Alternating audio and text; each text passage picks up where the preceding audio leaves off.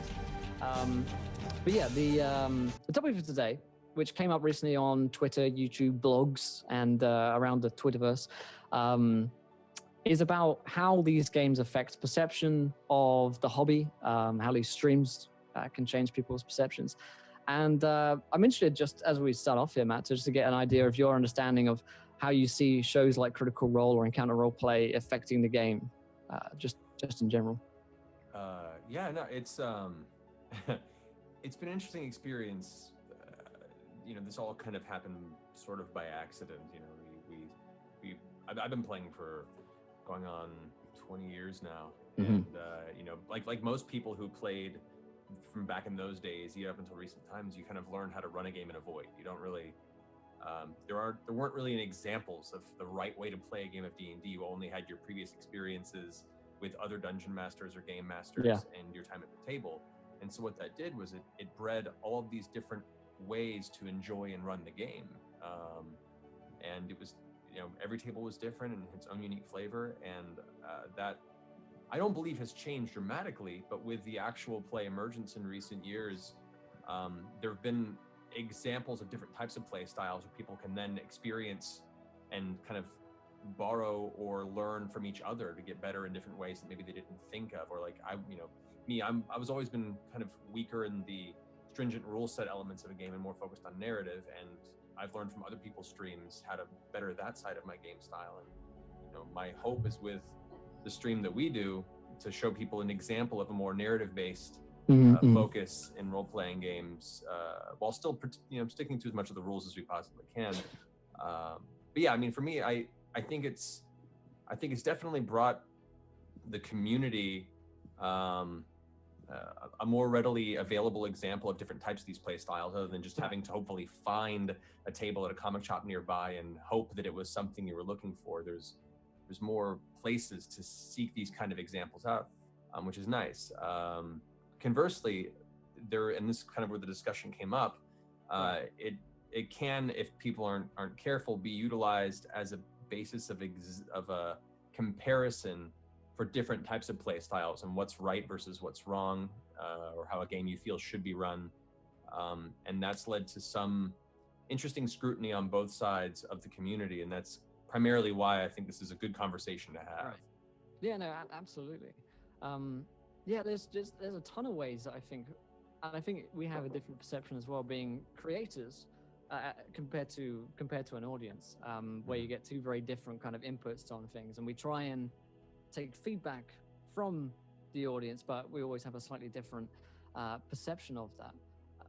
I see shows like your own as having a hugely net positive in the sense that there are so many people playing the game, and anything which encourages people to play the game or inspires people to play a game, I think it's great. And I think that other side that you were mentioning there, whilst valid, I think, and I would hope at the very least, would be a minority kind of feeling, because no one wants to create something which makes people feel bad when they go home. Oh, I never want to play D&D now. Oh God. No, it's that's the last thing that I would hope that we would create. But that, whenever something becomes mass media, even on the small scale that the online gamer community is by comparison, it's difficult. Every human being has innate insecurity. I am riddled with it. It's part of the human experience. I have spent my entire life, run many times by insecurity, and so the process of living is to constantly compare yourself to other people, and it's that conscious thought of deciding whether or not you define yourself by that difference or aspire to better yourself by that example. And so that's what I've had to learn through years, and I'm still learning. That's still a process for me. But I did this. We started this show primarily because I wanted it to be an example of a type of play that people maybe never had the chance to try out, or they've always wanted to push their games towards, but they didn't know quite how to. And so that was kind of our initial reason for doing it. And seeing so many great, actual play shows and podcasts out there popping up, starting from back in the old, YouTube, real role play days, to all these awesome Twitch streams that are happening now. It just means more people are enjoying the game, which, like you said, I think overall is a positive net amount. But that also, when certain shows like that get popular and people that are new to the community, there can be an expectation, or people who seem to misunderstand that every game has to be like that. And I think that's a key point of communication before you join or start a role-playing game, is having a conversation between the players and the game master to make sure that everyone's on the same page with what you expect the game to be. Sure. Yeah, no, we were, in fact, recording a podcast the other week, and the first topic that we wanted to cover was at session 0. And I think the first point that someone brought up was set expectations. You know, is this game going to be like Critical Role? Is this game going to be, you know, we're just going to sit in our underwear all day and play D&D, you know? And that's so crucial on so many levels, because you can come away with such a like tilted experience of something if you're like, okay, if you've set your bar so high, you know, Critical Role or any other really good actual play podcast or stream, and then you get to it and it is those 10 guys in their underwear eating pizza, then your expectations have been like dashed. And I think that's where the difference is between playing a game in your own space and producing a show which is for other people's enjoyment as well as the people at the table. Yeah, and it's and when I say the styles of running games too, kind of what you're saying there. There are so many different ways to enjoy it as long as you know that's what you're in for. I've played extensive Rifts campaigns growing up. I played extensive, Call of Cthulhu games, and Cthulhu lends itself to more narrative play style anyway, because most of the system is based around, growing insanity and attempting to, unveil plots and cults and such. Whereas games like Rifts tend to lend themselves more towards, crazy numbers and ridiculous combat attacks and NDC damage. And as long as if that's the kind of thing you're seeking and that's what you're getting into, it can be a lot of fun. There are many players out there that watch, your podcast, my podcast, and our games, and will be like, this is fun to watch, but I would not enjoy playing in that game. Absolutely. And there are some that watch and be like, I don't even enjoy watching this. This isn't what I enjoy out of RPGs. And that's not wrong. That's wholly their right and their opinion. And there are many people out there whose games I probably wouldn't have fun in. But that doesn't mean that I don't respect and think it's awesome they run that. I can enjoy Dungeon Delve and let's go kill shit, take loot, and be ridiculous for a while. But it's just understanding for the new players out there that people are afraid of having their GMing skills compared to these new players that are coming into the genre have to understand that these expectations are unfair. Not because they can't be as good, they'll just be different. Every person is different.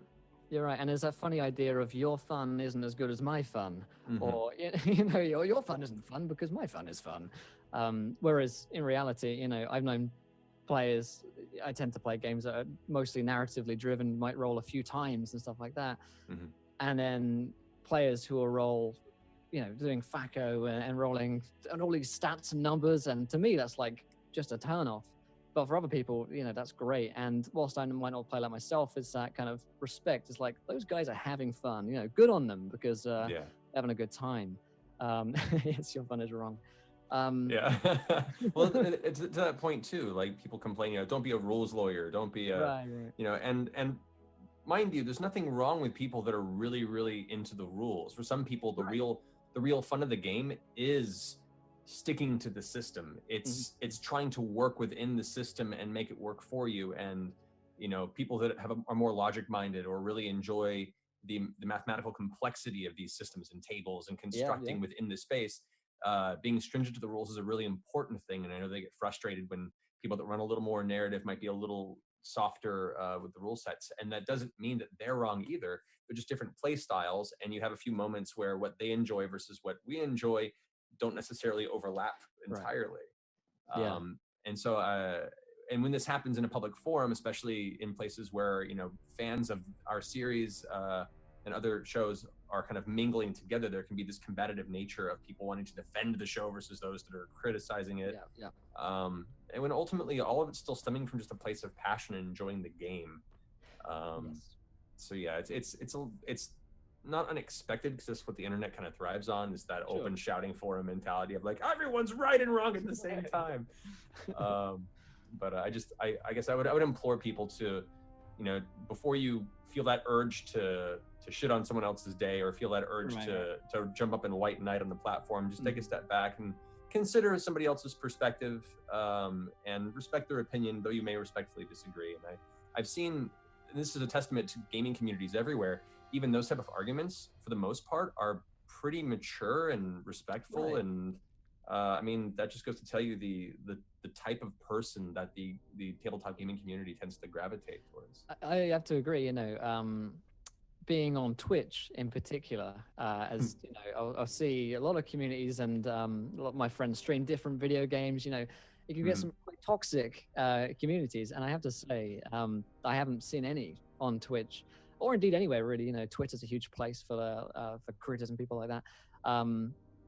Really positive, just in any way. You know, and I think you're right when you say that.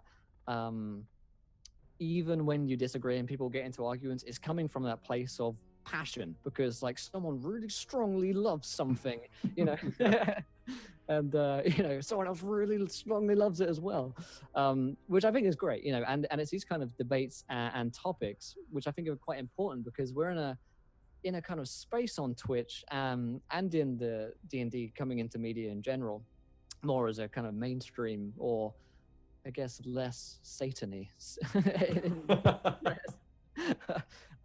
to kind of, you know, shout that message, that anyone can do anything as long as they're having fun, you know? Yeah, and you know, some of the discussion came from a gentleman in the community that did a YouTube video also about this topic, and Sure. you know, was talking about comparing himself and his insecurities of being worried that, you know, his game mastering techniques were never going to live up to some of the other more popular streamers, and is afraid that his players would judge him based on that. And I understand that fear, and it kills me to think that, you know, anything that I would produce would instill this sense in somebody else. It's the last thing I want to do. But I also understand that insecurity, because I've been there through many different facets of my life. I'm an actor for a living. My entire industry is based around rejection and comparison to more talented people than me. You know, God, I've from a you know, an industry standpoint or career standpoint, I've partially been living in the shadow of Troy Baker for years, even though we're friends, you know, Right. and we've worked on projects together. There's certain things you can't escape. And so I understand that perspective, and it kills me that it's unintentionally been a byproduct of this type of environment. All I can really do is try my best to inform and hopefully inspire people to understand that, you know, whoever you are, if you feel this way, I can guarantee you there are things that you do in your games that are far better than anything I could hope to do with mine. I'm really good at a couple things, and the rest I'm still learning from everybody else. That's the key. Learning. I have many things that I do that I've been practicing for 20 years and I'm really, really good at. And I hope that if you like those aspects, you can learn from those and adapt those into your game. Conversely, I'm also watching a lot of, you know, your streams and other guys' streams, and engaging in other parts of the community, so I can learn how to better myself from the things that they're better at than me. Right. That's very interesting, actually, and something that I've noticed with a lot of great creators I've spoken to is that they, and people such as yourself, aren't people that feel like they've made it. You know, people that feel like they're constantly learning and constantly learning and constantly learning, and that's something that you see with like top athletes as well. You know, constantly pushing for more, and I think that's like the heart of creativity, and that's something that I see, you know, everyone doing, because so I run like a little Q&A advice show occasionally each week, and people will be like, you know, like, how can I do this? How do I do that? I don't have confidence is one of the biggest things actually about starting to DM. You know, I'm feeling like, oh God, these guys are so good. How do I do that? And something that I've taken away from that is the fact that someone cares enough to come and ask a question, or is worried about it, shows just how much they care. And that's super encouraging for me, because it shows the amount of effort that people are trying to put into this. And by watching shows like Critical Role and Kind of Roleplay, whatever, I tend to find that I've heard a lot of stories where people have been like, I watched this show and then I went out and bought a PHP. I watched this show and then I went out and started a game, you know. And that is like the greatest thing to hear as a creator. That's a really nice side of things. So I'm super positive about that. But on the other side of things, then there is that kind of low confidence, self-esteem thing, which, like you said, we all struggle with. And I think particularly as a creator, be that around your table or on Twitch, it's a very competitive environment, or you can make it competitive, even if it doesn't need to be. So I could compare myself to another DM in a negative way, or you can compare yourself in a I think it's a mindset way, you know. If I could be like, oh, Matt does that great, I'm gonna try and do that next session, rather than being like, Matt does that so great, I'm gonna go cry in a hole, you know. It's like, yeah, it's, you know, there are so many writers and performers and game masters and people that I've always looked up to, or have in recent years learned about their work and blown away by what they're capable of doing. And it has to be a conscious choice, because it's very easy instinctually, as us being insecure creatures, to let that kind of internalize you and scare you off of that sure. position, that path. It's making that conscious choice of instead taking that as a point of inspiration to be, I want to be my own version of that. Not, I don't want to be that person, or I'm jealous of that person. Right. I want to learn from that experience and then put it in with the rest of my awesome mojo that is my individuality, and the things that I've learned that are different and in some cases better than that person, and create something wholly new from that experience. And I think it's a very healthy standpoint, mindset to have. It's not an easy mindset, and it just takes practice. And like you said, confidence is a big key. And I really want to emphasize for players too. And I did this a little bit in our GM Tips series, but anyone who runs a game master, a dungeon master, not only is it a time sink, but it is a very exhausting creative process to craft these stories and these plot points and these NPCs and these worlds. Even just adopting a module, you're like, oh, that's easy, it's already made for you. It's like, no, a lot of work goes into then taking that module and learning it and researching it and retooling it and making it your own. And you can't not do that. Not to mention the improvisation that comes inherently with every single role-playing experience, because nobody ever does what you think they're going to do. Players, I would hope that through these discussions and, you know, like this and other shows that are out there, to really appreciate, support, and respect your game master. And if there's anything that you don't like about the story they're running, just talk to them. Don't feel like you have to be quiet about it and then afterwards silently judge them and talk to the other players about how, oh, I didn't like that element. Bring it up. We, you know, as game masters, we're creating this experience for you. We're having a good time doing it, but the real joy, the real kind of the real euphoria that comes from running a game for people is watching them play in the sandbox that you built, and the little magic that comes out of that you didn't expect. And so if you're not enjoying that space, tell us so we can then learn how to change it, shift it so that you are enjoying it. And just be supportive, you know, tell them thank you, bring them little snacks every time they run a game. You know, afterward, write them an email and be like, I really love this point of the story. I love what you did. This NPC is fantastic. I wasn't expecting this plot twist. I really appreciate the time and energy you're putting into running this game for us. And that goes a long way towards not only making it not seem like this constant energy drain that might not be worth it. Instead, it lifts them up and shows that, you know, you really appreciate this and they should keep trying to do it. It's like when you first start dating someone, you gotta treat them good, you know. It's a valid point, actually, because especially if it's I think it's very similar in the sense that, especially if it's a new game group and there's a lot of people that meet on like Roll20 or meet through fan communities and play together at a table for the same, you know, for the first time, or at local game shops. So they have, you know, Adventures League, and it is like a first date, because you're two and many different entities that are all kind of feeling each other out and learning who's what and what likes and what doesn't like, and if you'll all gel as a group. And sometimes you don't, and that's okay. You know, if you're in a group and you don't like the play style and you've gone a few sessions and you talk to the DM and you're like, I was hoping for more of a, you know, a combat heavy kind of, you know, kick doors down experience. Like, well, we're more into the, you know, the political intrigue, Game of Thrones-ish type game. Then maybe you just need to find another game, and there's nothing wrong with that. You should be like, hey, respectfully, I appreciate your time. I think I'm gonna go try and find something else that's more my speed. Good luck. Yeah. And I think all of these potential pitfalls and hazards that a lot of people come with questions to, my DM's doing this, my players are doing this, are communication issues, because it's such a social game. And it's funny because a lot of us, in real life aren't necessarily the most social people, or outgoing, or, out there kind of guys. And D&D kind of thrusts you into a space where you're with everyone who's in a similar position to you. But you have to communicate. And that's one of the most vital things about successful long-running groups in particular, because I've seen a lot of groups that I've been part of myself, or my friends have been part of, they fall apart due to a lack of communication, or like you say, talking about the DM behind their back, and then it get backs to them and stuff like that.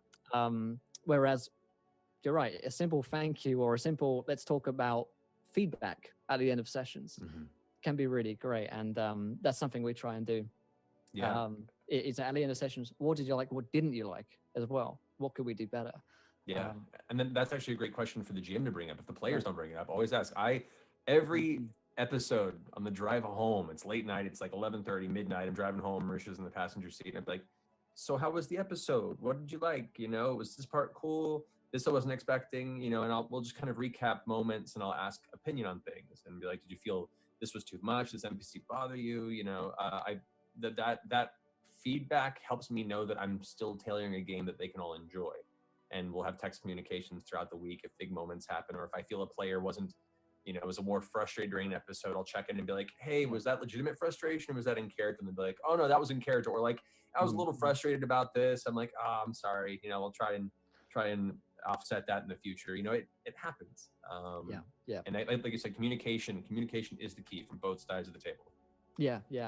And you're right in that sense where there are some sessions where you come out from them and you're like, this was, were we actually arguing with that between players as well, not just between the DM and the players. I've had sessions where, two characters are clashing heads, and then after the session, we're like, were we actually arguing? Were we cool? And like, yeah, we're fine. Like, oh, thank God, because you never know. And if you didn't have that conversation, you may have been worrying this whole time that there was this deep-seated resentment, and you're like, oh, in your head about it, exactly. These are all things that we can learn from experience and from each other's, communities and such. But what the Actual Play podcast, I think, really provides, upon just like examples of play styles and such, is an example of that learning process as well. If you look back at our first streams when Critical Role first started versus what they are today, even that process has changed as I've learned about what the players like more about the game. For many of my players, it was their first time playing an RPG, and so the first 2 years of our campaign were much more classic D&D fare, doing adventures, going after monsters and such. And then the longer we played, I began to realize these players actually seem to really enjoy deep character narrative, and that's when I started mining their backstories for elements to pull them into the story and make them feel like they have stakes within the little page that they wrote me 2-3 years ago. But there are many games where that never occurs, and the players really seem to enjoy more of the perpetual mystery of what things there are beyond just their background. And the whole Ravenloft game I ran for 3 years had very little to do with the character's backstory. It was all about Barovia and all the chaos that happened there. So it just getting to read their people and adapt to it. I think you can watch that happen in real time throughout a lot of these Actual Play podcasts. And I think that's a really useful tool. What was the other? I had one other point, and I seem to have forgotten it at the moment. But that is okay. I'm sure it will arise when I remember. Anyway. No, I think that's super interesting. So the other thing that I was thinking of as well was when a game is streamed, or when a game has got a live audience, however many thousand people watching something or downloading a podcast, there might be a sense, I suppose, that it's better because there are people watching it, if that makes sense. Whereas your game at home, to deviate from the point of it, your game at home might be just 5 guys there. So if there are 10,000 people saying Critical Role is amazing, Matthew Mercer is the great, X person is the greatest, compared to at home, the GM might be thinking like, oh man, there's only these 3 guys give me feedback, and I feel like in a lot of games I don't get a lot of feedback at all. So I think one of the points that came up recently on the Twitter and YouTube and blogs was that perception of something being great or better because there are lots of people listening to it or watching it or taking in that media. And I think, and I'm not sure how much of a degree that really is true, but I know that there can be a lot of kind of like, I guess the point would be that being on a large platform gives you that platform to receive loads and loads of praise and criticism as well, but mostly a lot of praise. And then conversely, when you're at your D&D game at home, you're thinking, well, everyone thinks this guy is incredible, and I'm sitting here and there's 3 guys around the table.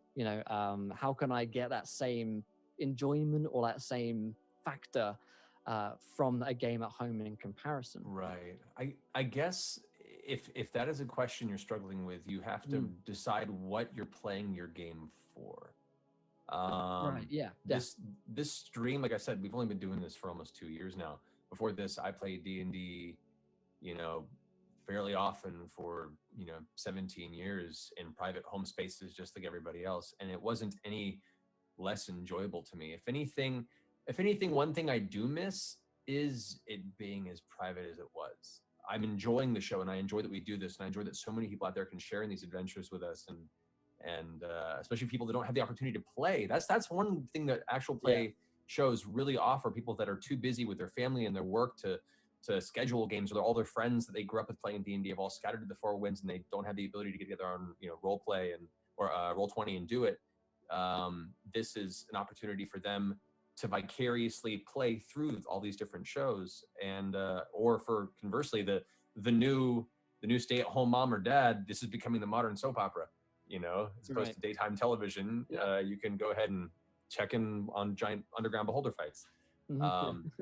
So that's a cool new facet of it. However, it's I lost my train of thought. Shit. I completely lost my train of thought. I derailed myself entirely. It's so good. Remind me real fast. So it was talking about how that when I forgot what you were saying as well for a second. Perfect. So we were talking about the perception of it, and what you're playing it for. Oh, there you go. Thank you. There we go. In doing all this online and getting praise and lots of criticism too, there is, for those who are like, I want the praise. There's no end either of reminders and tweets and things telling me what I did wrong, what I should have done, discussions on how the things I'm really bad at in the game versus the things that I'm good at. So you got to have a tough skin in that circumstance too. But what makes the magic of role-playing games to me is the fact that it is you and a handful of people creating this little pocket world, this story, this experience that is wholly yours, and it is so personal. And that was a big worry when we first decided to start streaming it. When Geek and Sundry contacted us about putting it on camera, it was like, this is something that all of us are deeply personally invested in, and it's kind of our private little world. How do we feel about opening this up? And so far so good. Who knows if 2 years the world burns and the internet falls apart and we end up regretting the decision. But so far so good. And I guess that for anybody who feels that way, as best as I can, only from my perspective as I can, is what makes the magic of role-playing games is the joy, the laughter, the tears, and the experience your players are making with you. I am where I am today as a human being because I grew up playing these games. I was a much more introverted, awkward, kid growing up, and these games helped me kind of grow more comfortable with public speaking and being able to talk in silly voices in front of people. And I mean, I'm still, don't get me wrong, I'm still an awkward kid, but like far less awkward than I was maybe when I was much younger. So I owe a lot to these games, and I would say the experience of streaming and having all this attention that our show has garnished, one has been nice from a financial standpoint, because it means that I can do something else, and it has become a second career for me. I can create in the space that I love and am passionate about, and it has allowed me a little bit of more financial flexibility to focus on these elements, as opposed to having to constantly be fighting for the next paycheck as an actor and wondering where my rent's going to come, or I'll make enough money this year to make insurance and all this stuff. So that is nice. but the actual experience of playing the game, you know, I could say it's adjacent to. It's changed a little bit. You have the cameras there, you have a crew there, you have the stress of like we have to be ready to before the certain time to start streaming, and we don't want to play too late because people have to get up in the morning, and we have to take breaks. I do miss an element of being able to just be around the table with your friends with a few drinks and fucking around with dice. And Absolutely. I guess you could say it's a little bit of that tiny grass is greener circumstance. You look at our stream, like, I wish I could have that. We look back at the home stream, like, I kind of wish I could have a little bit of that too. And our process of Critical Role is as we increase the quote unquote quality of the show, whether it be like camera quality or set pieces behind us and such, I'm constantly hanging on to as much of that classic friends at the table in someone's kitchen experience as I possibly can. The minute I lose that, the minute the magic begins to fade for me, and I don't ever want that to happen. Yeah, no, I agree. And you're right. When it comes to it, if you are going to broadcast a show, or if you are going to play a game, or for any reason that you're playing D&D, why are you playing it? And it pretty much boils down to you want people to have fun, be it 5 people or 20,000 people. And that really is the spirit of the game, and I'd hate for that to get lost in anything, really. Be that people playing at home and forgetting that you're just playing, you don't have to compare yourself to anyone. You don't have to care, because for me, when we're playing D&D around a table and in the pajamas and the pizza and whatnot, and you get lost in that magic anyway, and you forget about the stuff which doesn't matter, basically, unless it's your job to, in which case, oh god, it matters. But yeah, and I also think as well that whilst we do create that, or we do strive to create that around a table experience, there are some things about shows which are just produced to be different than the way that I'd produce a game around a table. Whilst there might be some people that would watch me in underwear for 10 hours eating pizza with people. Oh, you just have a new Patreon entry to add after that conversation. For the most part, there are certain things about the ways that our shows would be set up, which encourage them to be fun, I suppose. People there, for instance, actors, voice actors, you get people on who are good at interacting with each other and stuff like that. Whereas, around a table, it doesn't matter, as long as you're having fun. So I think people can not quite understand that difference, I suppose, when they see Critical Role and they're like, okay, so this is what D&D is. And you think, well, not really, because in many ways it is, but in many ways your game will be very different. And that difference is super important, I think. I completely agree. I mean, what I'm glad, if anything, what I'm most proud of what we've done with our show is we've allowed an example for people who have had a hard time explaining to non-players what a role-playing game is like. Right. I'd be like, oh gosh, so you and your friends around a table, improvising a story together. People are like, how does that?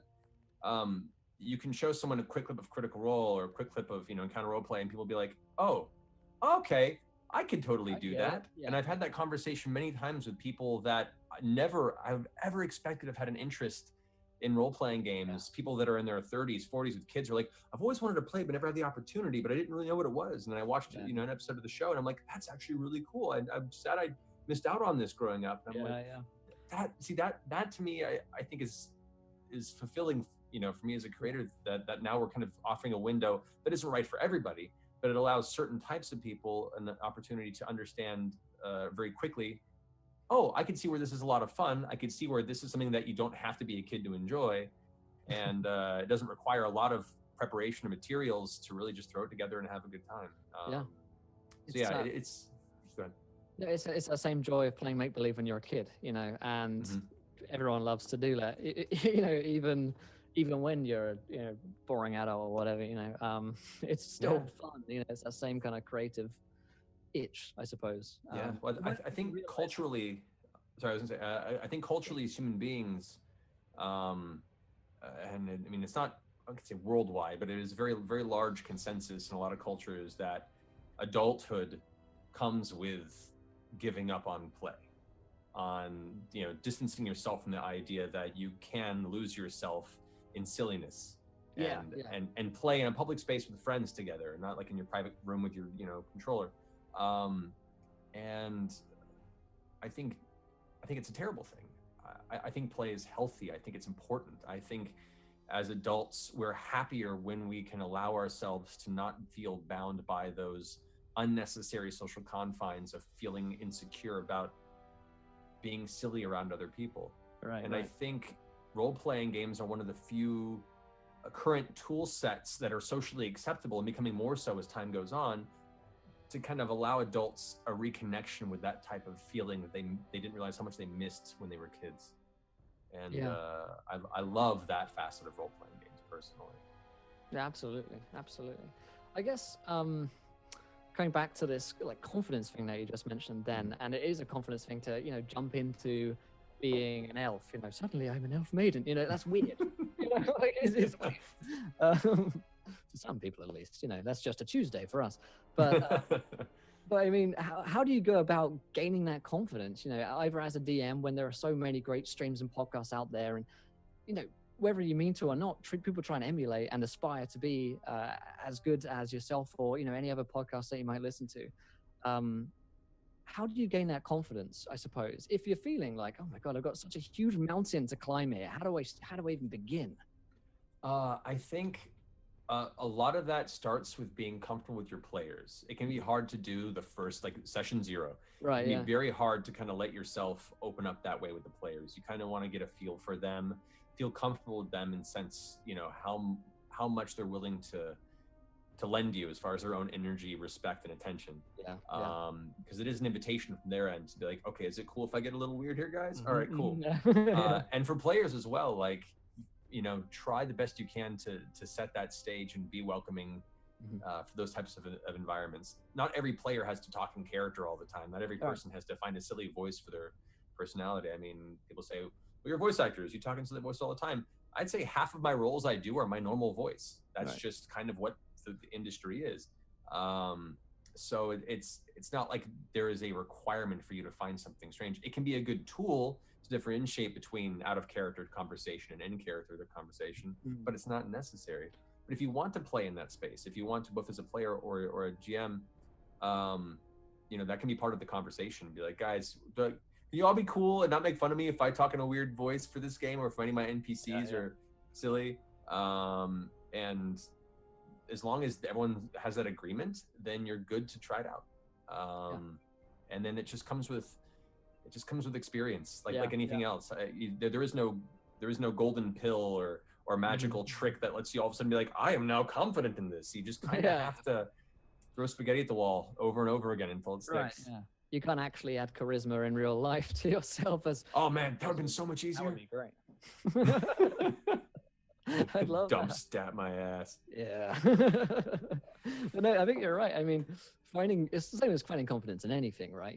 How do you find your feet in anything? Well, you kind of do it, and then you do it wrong, and then you do it a bit better, and then you find your feet. And I found it to be a pretty awkward process. Oh yeah.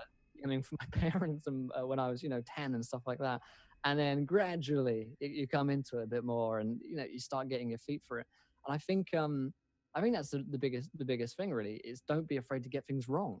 When it comes to D&D, like, because you can't really do it wrong.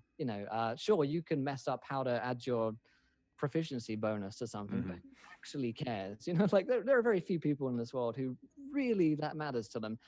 More so, someone that gets up and comes and tries is something that I really respect as a player, whether they're new or experienced. It's like, you came here and you tried your hardest and it was fun, even if some things got a bit messed around or whatever.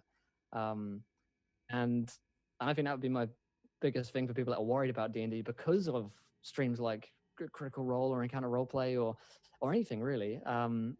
It's like, just give it a go, and you're going to get things wrong, and that's fine, because we get things wrong. Like there are innumerable times where I screw up rules or plot lines or whatever, and it works out. And to that end too, new experiences are uncomfortable by nature. It's a new experience.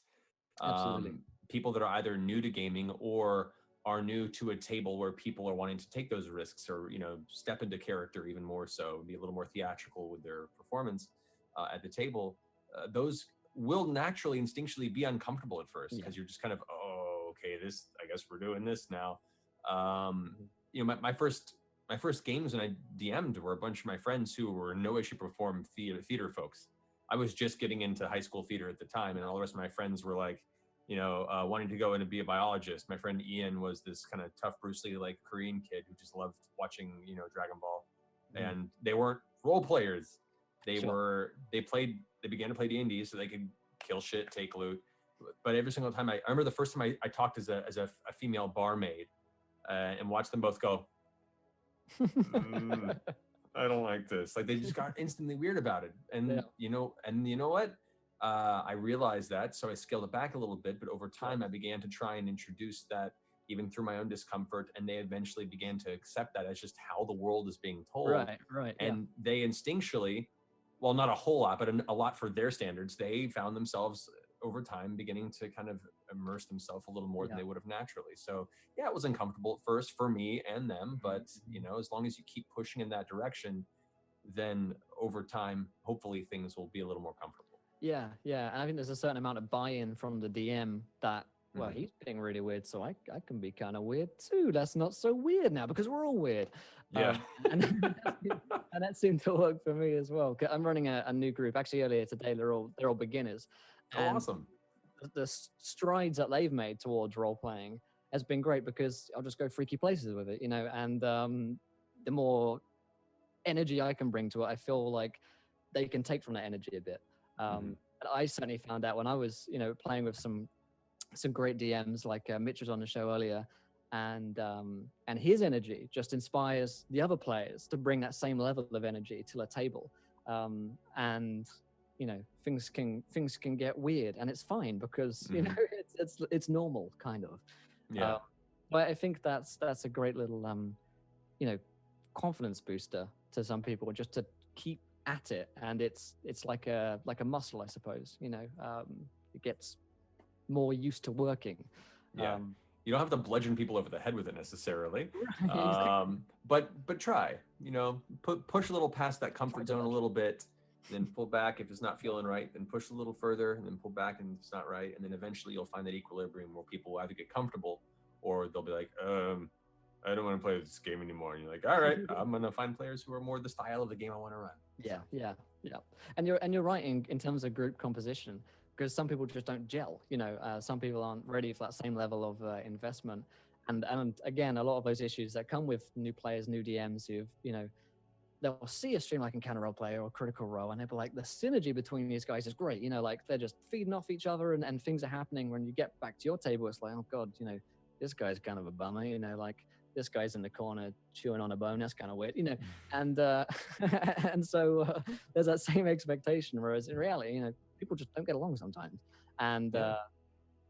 that's fine. You know, It's totally fine, and there's no shame in acknowledging that and respectfully backing out of a group, or respectfully asking a player to, you know, be like, hey, but I don't know if this is working out. How do you feel about this? Is this working sure. out for you? And if they're like, no, I love this, be like, okay, well, you know, either, you know, some of the things that you've said have made other players uncomfortable, or conversely, we'd like, you know, I'd like to see you try and be a little more involved in the story. Yeah. And if they're not willing to, then maybe you just need to find different types of games, and you'll find those games everywhere, because once again, every game is unique. Every GM is unique, and every experience is its own little pocket dimension of chaos. So you know, don't be, especially nowadays where we have the internet, where we have so much more game tables and comic shops around it that are running games, and people that are just, you know, adventurers, like, come on in and jump in with a character.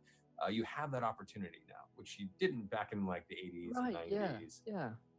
That's such an interesting thing about the streams and podcasts that we've seen coming out, is the accessibility is such hugely more available due to the internet than it ever used to be. And it's, I find it very interesting to think about, you know, how did people perceive the game previously as to where they now see the game.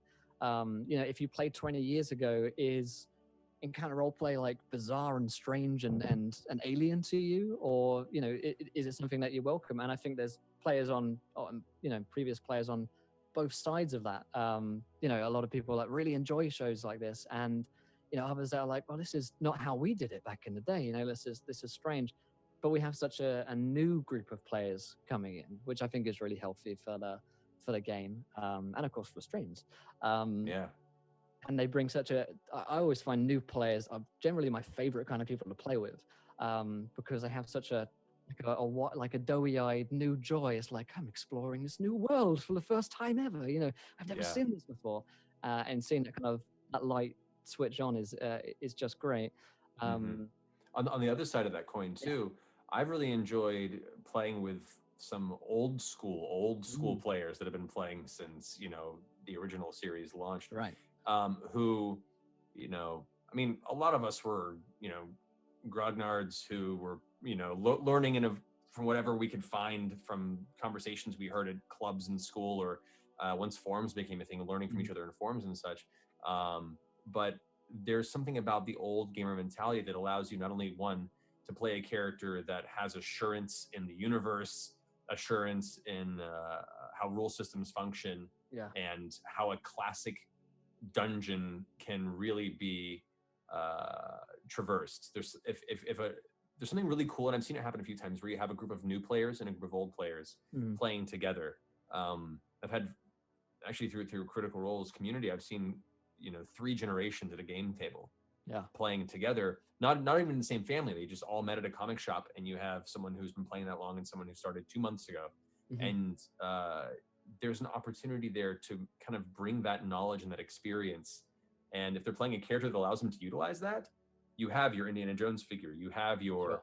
your old hardened veteran who's there to teach the new kids about how the world works. Mhm. And I've seen some really, really amazing stories come out of that on other live streams or just at local comic shops. And I think Yeah. it's really cool to watch those 2 generations kind of merge now with this sort of tabletop renaissance. Yeah, yeah, yeah, no. And I feel like there isn't too much addition more, like I feel like a lot of people just get along hmm with fifth edition, or whatever edition they play, which is absolutely fantastic as well. And I feel like, perhaps because there are so many people playing fifth edition on streams, the perception of that is, well, lots of people are playing it and maybe I can play it. Whereas previously, back in other editions, well, it's more about, well, we're playing this, and that group might be playing that, but that doesn't matter. hmm But if they see, they see a favorite streamer or podcaster playing fifth edition, you might be like, oh, great, I'm going to go out and buy that book. Which I think is another great thing about the. I'll say this though. Obviously, I feel like I'm pretty biased to one side of things, being the fact that I'm a creator and it's my job to create D&D streams. Right. So I appreciate that there might be that other side where actually maybe it draws people away, or that confidence issue that we were talking about before breaks people down. But I have to say, from what I have seen from this side of the table, at least, it's greatly positive, the effect that I've seen, and hopefully which I have upon a few folks as well. Because I can't imagine anyone would want to do something if it was making people feel bad, or like not encouraging people to play, because Yeah. it's I, something that you're I would passionate stop about. immediately. Yeah. It would kill me to think of something that we are so passionate about Mm, is having a negative impact on the people that are the community that we yeah. are and always have been a part of. And I f- and I understand both sides of it, and I feel for Sure. people that complain and have a hard time with the actual play, surge Hmm. and kind of these expectations that they're extrapolating from the community of what a game should be run as now. And I understand that mindset, and I can't offer an answer, because Yeah. it's like things change, things adapt, things that's the nature of anything, whether It's it be healthy. cultural or, yeah, it's healthy for it to adapt. That doesn't mean it will ruin how you enjoy the game. And Right. maybe there are some things that you could learn that could improve as well if you allow yourself to kind of step out of that naysayer standpoint. Yeah. But you're not wrong, and your feelings are valid. Yeah. And I'm sorry. And I Yeah. I'm I sorry. I yeah, I can only hope that you over time can choose a different mindset of comparison. I someone made a really interesting analogy, saying it's kind of like looking at a professional musician, or Right. like I said earlier, a professional athlete, and being like, Mhm. that person is really good at that. I will never ever try that, because Yep. that person, I can never be as good as that person. Yeah. And that's that's a natural mindset that people have. And it kills me to think that I would ever have that effect on a person. I would hope that instead people would see that as, I want to, be good like that person. I want to surpass that person. I want to learn from them and be the next or better version of that ever, for my players. Yeah. Not necessarily for a stream, but just for my players' experience. And that's all I can do. All you can do. All that we can do as creators is hope and keep doing what we're doing and try and promote that positive outlook. Yeah, absolutely. I mean, it's a good message to get across, as just positivity. Strive to be the best you, as some TV commercial probably say. But yeah, I think that's a great point. We do have a couple of questions from folks who have been eager to ask. So for those of you hanging out here, if you do have a question, then go ahead and ask it. Bear in mind, though, that the topic is on the effects of actual play D&D streams and podcasts and the like. So we're going to try and keep it to that. And if you don't get your question answered, I'm sorry, but I'm sure there will be many of them. So we're going to do our best, but we're not going to blitz through these too quickly. So so the first question we had in was, in what ways, if any, has GMing predominantly on stream changed the feel of GMing in person at a table? Do you find the transition back and forth odd or difficult?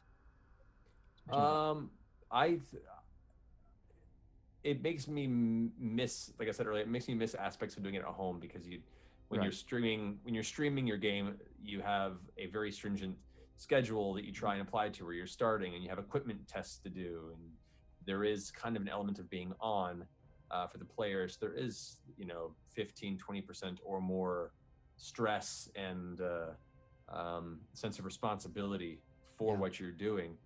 It doesn't diminish my enjoyment of it by any means, but that does change it slightly. So I would say I enjoy that. To me, is worth it for the people in the community that get to enjoy the show, and that all the wonderful fan artists and fan writers and musicians and people that just feel inspired by watching the show. That makes that extra bit of stress and chaos worth it. If I had to compare the two experiences, I would definitely say I prefer GMing at home in front of my friends, because it's less pressure, it's more private and just your own little special thing. So that would be my comparison. Yeah. No, I think you're right. For me, I don't really get so much a chance to play in person, because I'm here 6 hours a day streaming, and the rest of the time is put into the show production and stuff like that. So it definitely has changed my perception of things. But I do love those opportunities I get to play around the table, crave them, from like the couple of hours that you get spare on a weekend where you can get all your friends together. Absolutely love those. It's just pretty much I just focus on the stream, because I'm so passionate about the stream and all of this, basically. So it's not like it's an inferior experience, it's just like a very different experience to me, and I'm very much focused on this current experience, because I've got to pay the rent and stuff like that. So all right, so Malfi Maven asked, how has GMing on a stream affected your rules handling? The pendulum swings both ways at times. I've definitely been more rule conscious, because I know that if I mess up, the internet will loudly remind me.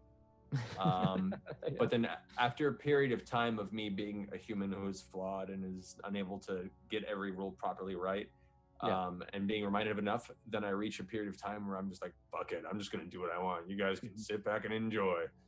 And then I'll go through another period where I'm like, okay, maybe, all right, let me make sure that I'm getting the rules right. So it waxes and wanes depending. And it's all playful. Like I don't feel that it, I'm not that stressed out for, because predominantly I'm still running my game just for me and my friends. Right. And as long as they're having a good time, I'm having a good time, we're good.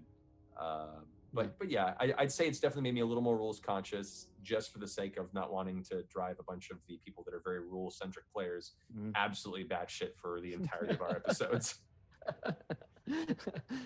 Shamefully admit that I've done that just to trigger someone once, but it was all in good fun.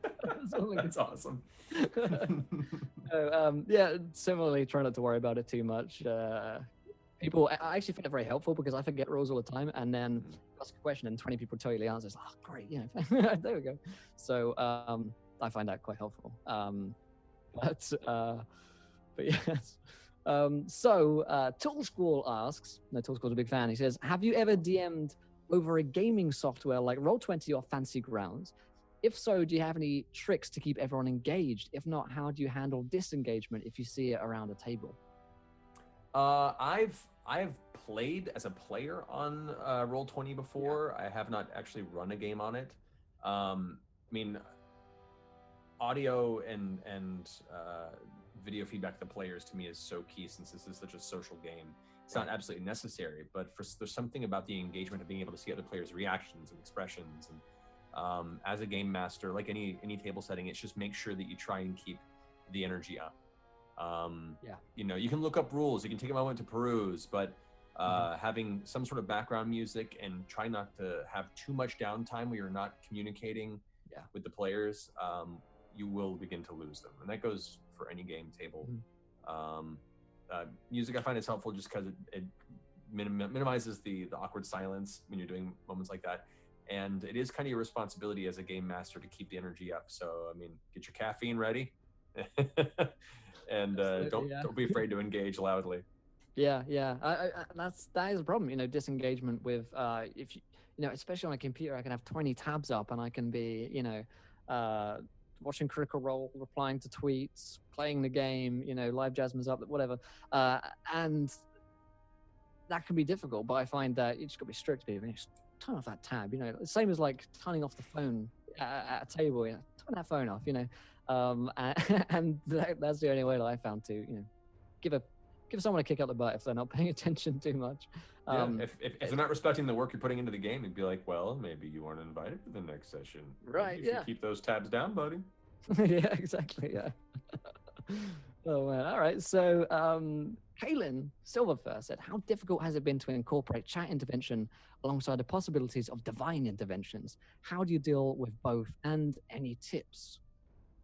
Oh, that we've dabbled a bit in chat interaction, and we still try and I you know, since our game has progressed, it's become very very narrative heavy, and I find it harder and harder to create a lot of chat interaction for the game that we run, because usually that involves a lot more work on my end to prepare all these possibilities and choices for the chat, and then each has its own kind of branch of story, and we've done it a few times and it's been fun, but I kind of have to hold those two periods of the story that aren't as, you know, stringently narrative focused, or else the chat has an opportunity of really kind of wrecking elements of things that I've prepared. So it's difficult, I find, but that's just the type of game we run. There are a lot of other shows like on Hyper RPG where they thrive on chat interaction. They create you know, worlds and universes and game styles where the chat is helping drive the direction and how things change. And I think it's a really cool way for Twitch, you know, as a medium and other type of streaming mediums to engage the audience. But I think you have to make sure that that's the type of game you want to run. Right. Yeah. Super important. And so coming from a perspective of Encounter Roleplay, where it's like one of our main focuses is chat interaction. It's like, okay, how do we do something a bit differently? How can we have fun? And especially as a pro tip for like small streamers looking to do stuff, chat interaction is so huge on Twitch. You know, is absolutely what it's about. You know, why don't I just go and watch you on YouTube if I, you know, if I can't see something great, you know, or a lot of people come in just to say hi or whatever, you know. Try and involve some. I find it's difficult, you know. It's one of those things we've been doing it for nearly a year and a half now, where the DMs have come into this kind of space where they've figured out how to do things. So earlier on today, Mitch, who was DMing, so we throw an idea to chat, like a viewer decision, and it can be anything. It could be like, you guys decide that, you know, cyborgs flying from space, you know, and then the DM has to like somehow make that work, you know. Believe it or not, the chat often come up with some really great themed ideas. But what Mitch did was say, okay, we've got an unknown cool weapon. What does this weapon do? And I'll add all the other properties into it. So it's kind of like a combined writing experience of that, which I thought was really good, by the way, Mitch. It's give and take. You know, sometimes things work really well. Sometimes just things don't quite click. I feel like it's one of those things that the more we done it, the more it seems to work okay. And I know it's Yeah. something that I find really great fun, because I can be like, oh man, that's such a great idea from that person. I'd never thought of it. How do I work that into my campaign? And It's a thrilling. Sorry, I was finish what you're saying. no, I was just going to say we've gone as far as I wrote a campaign of Call of Cthulhu with chat, and I feel like it's one of the greatest things, one of my most fun campaigns because we both get input on it. I love that. See, that's cool. And I ran a campaign for a while that was co-DM. Me and my buddy Zach Hanks both wrote and GM'd this together each session, and that was a cool experience for the same reason. You have feedback, you have an alternate source of ideas to kind of build your story off of. We've done a couple of things for charity events. We've had one shots that we ran where the audience could donate money to charity to change or influence the story, much in that way. It gets more difficult the larger your audience gets, and depending on who is present for it. If the audience is really respectful of the narrative and putting stuff forward, that can be great. Or if you have a structure where suggestions have a filter, or there's somebody who's choosing good ideas that then get presented over, then that's great. We've tried a few things where it's been kind of open. If you donated this much money and you type in what you want, I have to incorporate that into the story. And that really very quickly got unwieldy and crazy, and players were randomly changing sexes and then growing wings, and then I know that. someone pulled a deck of many things out of their ass, and then all of a sudden a nuclear bomb went off and everyone was level 30, and then all of a sudden, that was all in a period of 10 minutes, by the way. So it can get a little rifts-ish if you're not careful. Yeah, absolutely. No, you're right. We tend to save the craziest shenanigans for the 24-hour marathons that we do. Where I'm tired, and suddenly there's an owlbear flying in from space, whatever. Yes, things can get crazy. So Josh asks, how do you handle a player's personal investment in their own backstories, their own investments in-game or side plots over prolonged periods? For example, a private military corporation called Blackwood. Okay, yeah, Josh is one of my players who has big investment in that. And so far he's gone to outside text-based role-playing all around this corporation of a bunch of other players, and some great stuff there. But how do you handle players' personal investment? Just for me personally, I ask each player when they start a game to just write like a half-page backstory. It doesn't mean that I intend to incorporate it, but it forces the player to actively think about where their character comes from, as opposed to just jumping in to the story with like, I'm a fighter.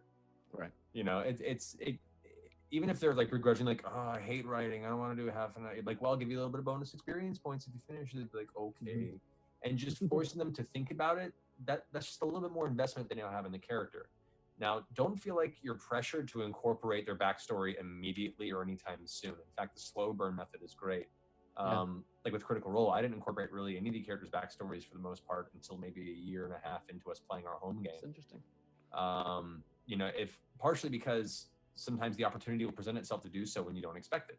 Right. I think players will end up doing something or going somewhere or encountering an entity, and then between sessions to be like, it'd be really cool if that entity turned out to be working for this guy that he mentioned about the family he used to work for before they were slaughtered, but now apparently he's still alive and now hunting them down. That would be a cool moment.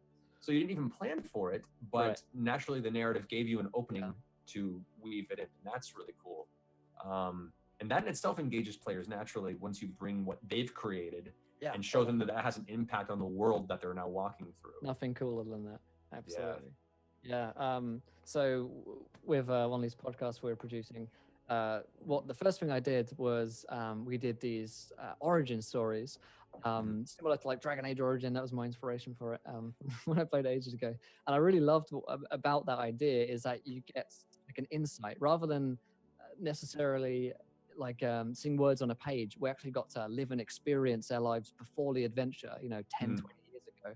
And that was something that the players, they just like cocaine, it's they love it, especially when, they bring up a character, you bring up a character from, that origin story 20 sessions ago, and they're like, it's that guy, or it's that place. And seeing that, that level of enjoyment is something that I really love to do as well. How can I, screw them from 20 years ago into today? So absolutely, player investment is great. The more the better in a way. The more they're invested, the more you feel invested, and over investment, I suppose, I haven't really ran into where they can't let go or anything. so I find it generally to be positive. Yeah, on that note too, I'd say Matt Colville, who's a friend of mine who does a lot of great YouTube videos about running D&D in games and stuff like that. Oh yeah. He did a video kind of on the topic of comparing styles of games and like his way he plays D&D versus like the way that I play D&D and other types of styles he's seen. I run a very narrative, and as he puts it, a fantasy versus fiction type world where his theory was that I take the characters' flaws and conflicts internally, and then build the world around those. Whereas he builds a world, and the players can choose whether to affect it. Yeah.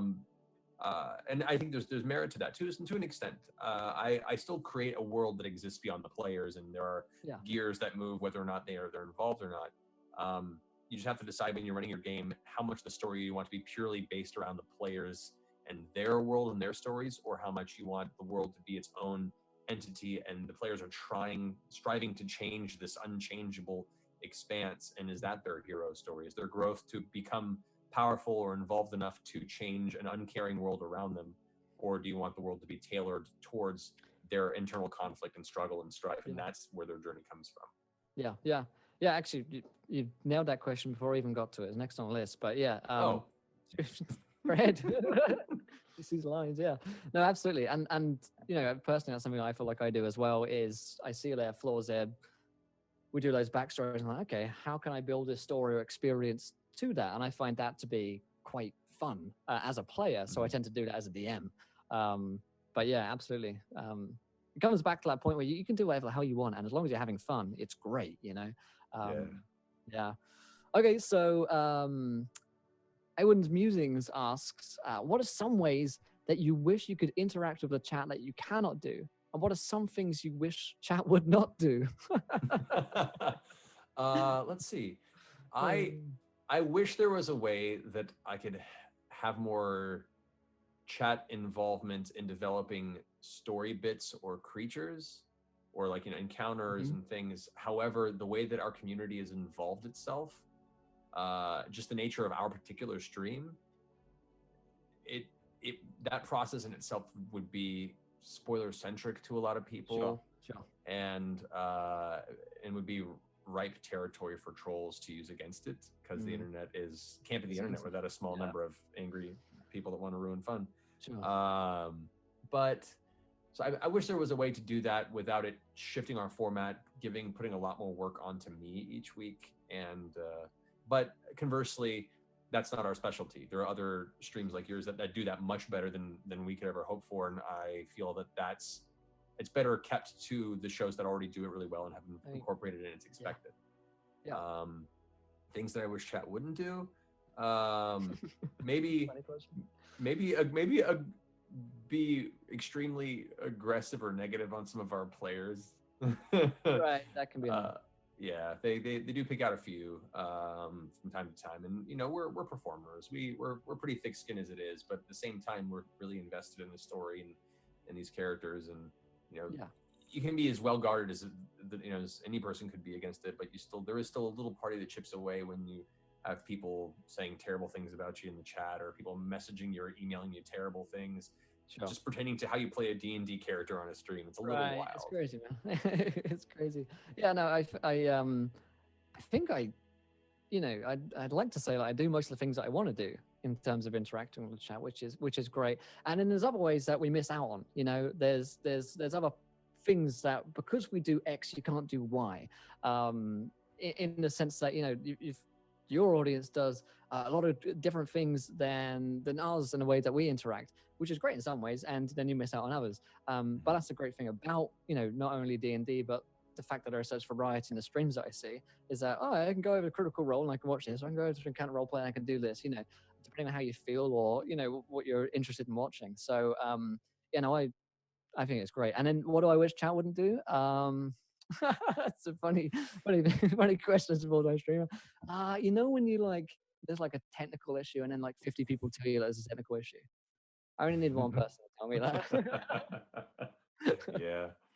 Or alignment. Someone triggers me on alignment. That's funny. But yeah, no. Overall, Twitch chat, I love it. Like I was saying earlier. Okay, so Gareth, Suddenly Pandas, asks, what are the biggest pitfalls that people have only watched D&D streams and podcasts that they should avoid bringing into their own game? It's an interesting question now. That is an interesting question. Interesting. I would say, let me think on this for a second. Pitfalls of the streaming gaming experience that you probably want to bring into your home game. Well, I mean, just from a functionality standpoint, the need to rush and move along. Right. You know, you can play casually. Don't feel like, keep people engaged. And if you think you're losing some engagement, definitely engage. But, we tend to run at a relatively hurried pace, partially because that's kind of the player's narrative point and such. Yeah. Don't feel like you have to push the players to keep up if they're not quite at the pace you think they are. Something you can discuss after an episode or after a session. But, a lot of us are used to that kind of breakneck, continuous pace as entertainment. Yeah. I guess it's that expectation thing in a sense. You don't want to feel like because other people are going at breakneck speed, you feel like you have to, or that your group aren't good enough or something like that because you've seen great podcasts and everything that you've listened to has been fantastic, and then like, this isn't quite what I was expecting. But really, I found like a lot of the skills that I take from streaming D&D kind of just go over to playing D&D because you're doing the same thing basically. I haven't really ran into any pitfalls in particular because no, off the top of my head, those are the ones. It's I think it's like, good, like you said, the process isn't that different other than there's cameras involved and some of the other bells and whistles like chat interaction and talking to the audience at times, but really there isn't a huge difference. Yeah, don't talk to an audience if there's no one there. That would be weird. That would be strange. I can see that. All right, so Hagosha asks, what's up, Hagosha? Both of you have different styles of viewed games. Yes. Will has donations and such to let viewers influence the game. Matt doesn't use any of that and instead keeps the story untouched. Have either of you considered doing the opposite? What are your thoughts on allowing viewers to have a large level of influence on the game? Mind if I jump on this one real quick? Do it. So yes, I did, and there was like this itch. I mean, it was like, oh man, it's really fun doing all this interactive stuff. I kind of want to go strip it back and go to basics. And so instead of doing that on stream, which I focused entirely on that kind of feeling, I went to podcasting instead. And so the podcast Adventurers Anonymous is all about that kind of experience, which is it's me sitting down with a bunch of guys and the story is completely untouched. It's just, we play, and it's quite therapeutic to get to do that after having like the breakneck 1,000-mile-an-hour of Twitch chat. And so I have considered, and I do that, and I have a lot of fun in it. It's one of my highlights of the month or the week whenever we record, to get to do that because it's different, and different feels good when you're doing a lot of the same thing. Mm-hmm. Yeah. No, that's a valid point. I guess we've done it a few times for different charity streams, and I enjoy it. I enjoy it in smaller form games for me, because the game that we're running in Critical Role, because we were playing so long before stream, we had investment in the world, and I've kind of developed this entire world of Exandria that is my own proprietary setting that I've just kind of built on my own. There is a certain level of kind of not wanting to let the internet come in and light it on fire. Right. Yeah. Absolutely. That's my baby. Yeah. So I'm a little protective in that regard. Plus, there's a trust between me and the players as well, that we're going to craft this together for our enjoyment, and there is a level of understanding of challenge, difficulty, and possibility of loss. If we suddenly take that boat we've been driving in that direction for many years and add that element of perpetual chaos and audience ability of really changing it outside of this dynamic that we've built, I feel like that can be difficult for the players, changing horses midstream. So for a Critical Role in the campaign we run there, I have a hard time considering that type of format, only because it's how we've been doing it for so long, and it would feel too strange to change that suddenly. But for short form games, for our one shots, I actually really enjoy having the community involvement in those, and I'd like to do more of those as more opportunities arise Yeah. outside of our main campaign. That's awesome. That's awesome. Yeah. All right. Hopefully we helped you out there, Hagosha. So Good Guy Pie, that's my friend. He says streaming D&D must be difficult when your favorite characters come to a point where they might or have to die. What is the feeling of the backlash to that, and how do you deal with it? So I know this is topic which came up recently. Death. How God, that was a bit scary. Death. How do you deal with it when players have to give up their favorite character, or and an audience has to deal with that as well? People that might be really invested in a certain character. It's scary. Mm. I mean, when you're for one thing, if you're ever running a game, you want to make sure that you are really, really clear with your players in advance that death is a possibility in this game. You may invest years into a character, and through a series of bad rolls or bad decisions, they're gone. Thankfully, with Dungeons and Dragons, there is a facet of the world's magic design that allows you to bypass that in some conditions. But I feel that if you're not careful, some of that can rob the threat of death, or you take it a little more flippantly. So like we've introduced I saw your new rules. Yeah, we have a resurrection system that I'm trying out and still tooling as we go. That it still means there's the possibility of bringing characters back, but the more times, the more difficult it is, because it still helps build tension. It still helps build the threat of permanent loss. But when you get to that point, it's hard on the player, because and every player I've ever played with that's ever lost a character or died permanently, it sucks. For you as a GM or a DM, I would recommend, when those possibilities happen, or they do happen in a game, be respectful, maybe take your players out for a drink afterward, and all kind of have your own personal kind of wake for the character as they've been lost, and then change to the positive element of like, now you get to try something completely fresh and different than what you've been doing this whole time. And that's really exciting for me as a player, anybody else. From a streaming standpoint, audience's investment in your character. Terrifying. And every time we've had a character fall unconscious or die, we've had character deaths in our game, there is just screaming and yelling and don't you dare let them die, and I don't know if I can watch the show anymore if this character goes away. And it's like, I'm excited you're passionate, but it's how it goes. And it's like a TV show in that sense, but when it does happen, it also is a wonderful narrative moment, because that drives the rest of the surviving characters to be that much more closer and driven in their goals, whether it be to survive the memory of this lost character and to complete what their journey was best they can in their stead, and it allows a new story to be introduced in the form of a new character. You just have to kind of grin and bear it and run the game how you're going to run it. Don't buckle to audience peer pressure.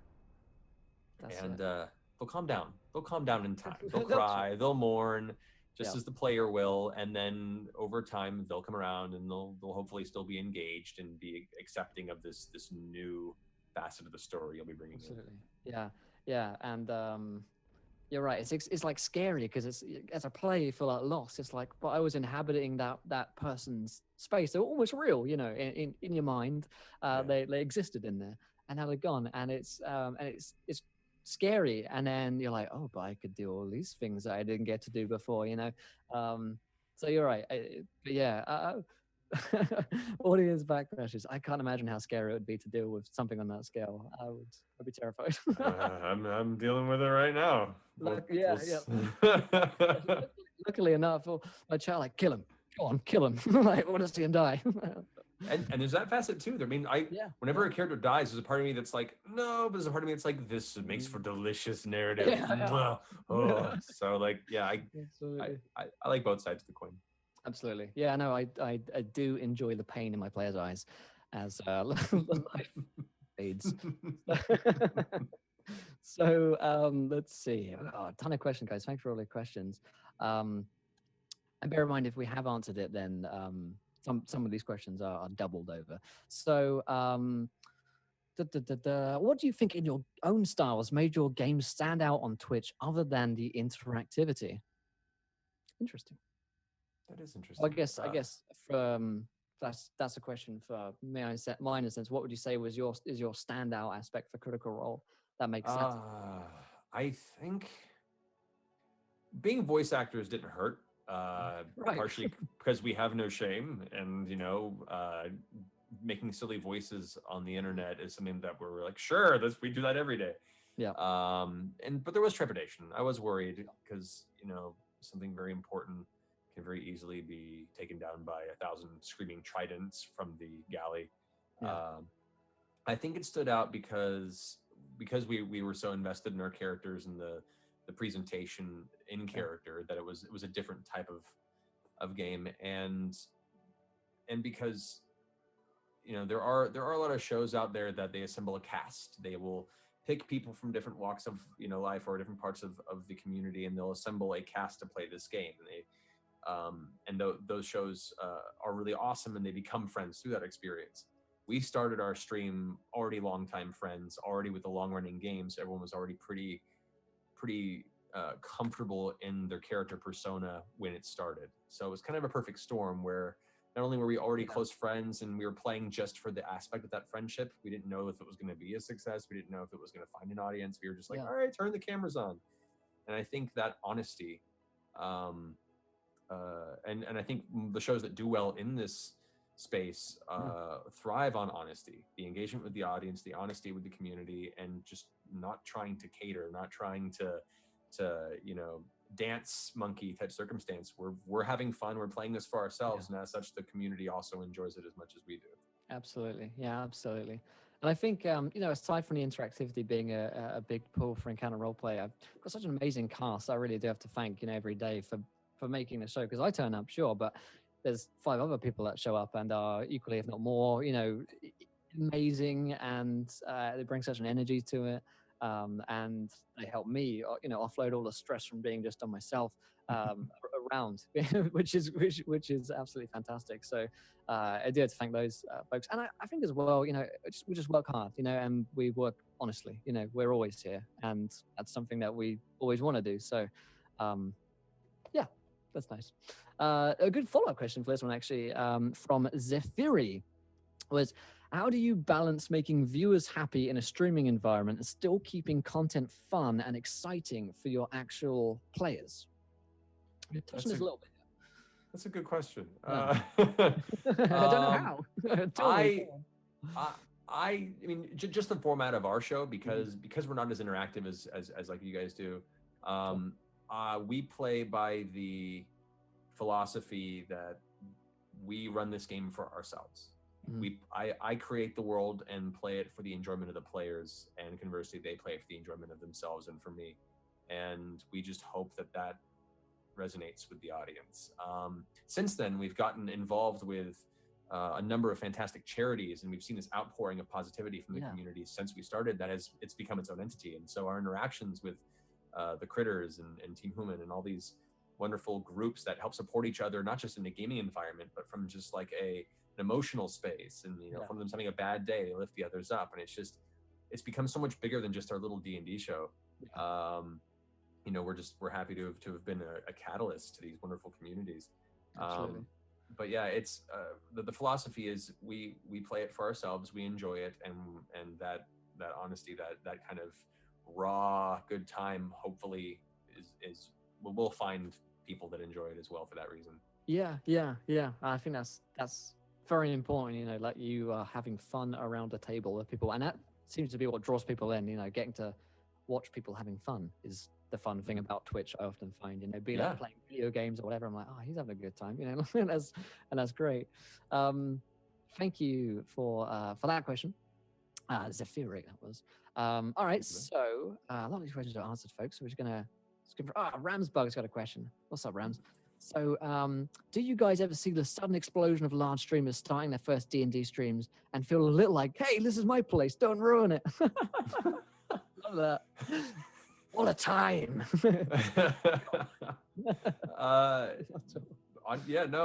Honestly, it excites me. As a kid that grew up in a time where it was so hard to find other people that were into playing D&D and other RPGs, and it was almost like this unspoken a cult of like, oh, you roll dice? Do you want to roll dice together? That'd be fun. Well, please like me. You know, it was a very different time then. And so for, you know, while from a business standpoint, people can be like, we're competitors. I disagree. I think it's a very much a rising tide raises all boats circumstance.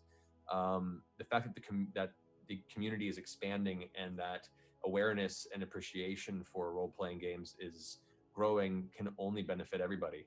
And so every time I see a new show that's emerging, a new company's, you know, attempt at creating their own role-playing game stream, that excites me, because that's an opportunity for another audience that maybe wasn't aware to engage, and for us to just kind of help each other out and form this kind of giant safe space to be nerds. Yeah, absolutely. And often I see like newer streamers on Twitch or YouTubers or whatever. Oh, this guy's doing the same thing as me. That's competition. That's bad. It's brilliant. You know, it really is great. The fact that, you know, you've got JP doing something. And recently I saw the Morning Cook crew, Steinkamp and Numenera. Brilliant. Someone else is streaming Numenera. You know, and in terms of like from just that's cool creator standpoint, and from like a business standpoint, where it's like, well, from a business standpoint, there are more people watching, therefore that means that more people might watch your show, you know. So it's great all around, I found. Haven't ever run into you know, and we hang out with these people. They're our friends, you know, they come on a stream and have a good time, you know, and you get to meet new people. So all in all, more people playing D&D in general, I found to be great, whether that's on Twitch or whatever. So this is a funny question from Del Jays. He says, as a streaming DM, you have to, quote unquote, herd cats to keep a show more streamlined, while at home things can be more loose. What sort of advice do you suggest to rein in home games? I would say, well, I mean, there are a couple of mechanical tips you can do, which is telling players, if I catch you doing side talk at the table for too long, I'll dock you experience points. Like, sorry, Dungeon Master, I won't do it again. You know, if it gets bad. But you know, part of the experience is being social and you're at the table relaxed, so you don't want to be too intense on it. Once again, atmosphere is huge. Even at home games, having a few speakers set up with, you know, you have, especially now you have these really high quality Bluetooth speakers that are relatively inexpensive on like Amazon and stuff. You can go ahead and have a really easy playlist at home, and just having music can keep people engaged in that headspace, that imaginary headspace. Making sure that as a DM, you don't spend too much time looking down at your sheets. I know you'll have, you know, little set pieces that you'll read off of and such, but do the best you can to engage eye contact with players, especially if you're asking them a question or engaging them as an NPC.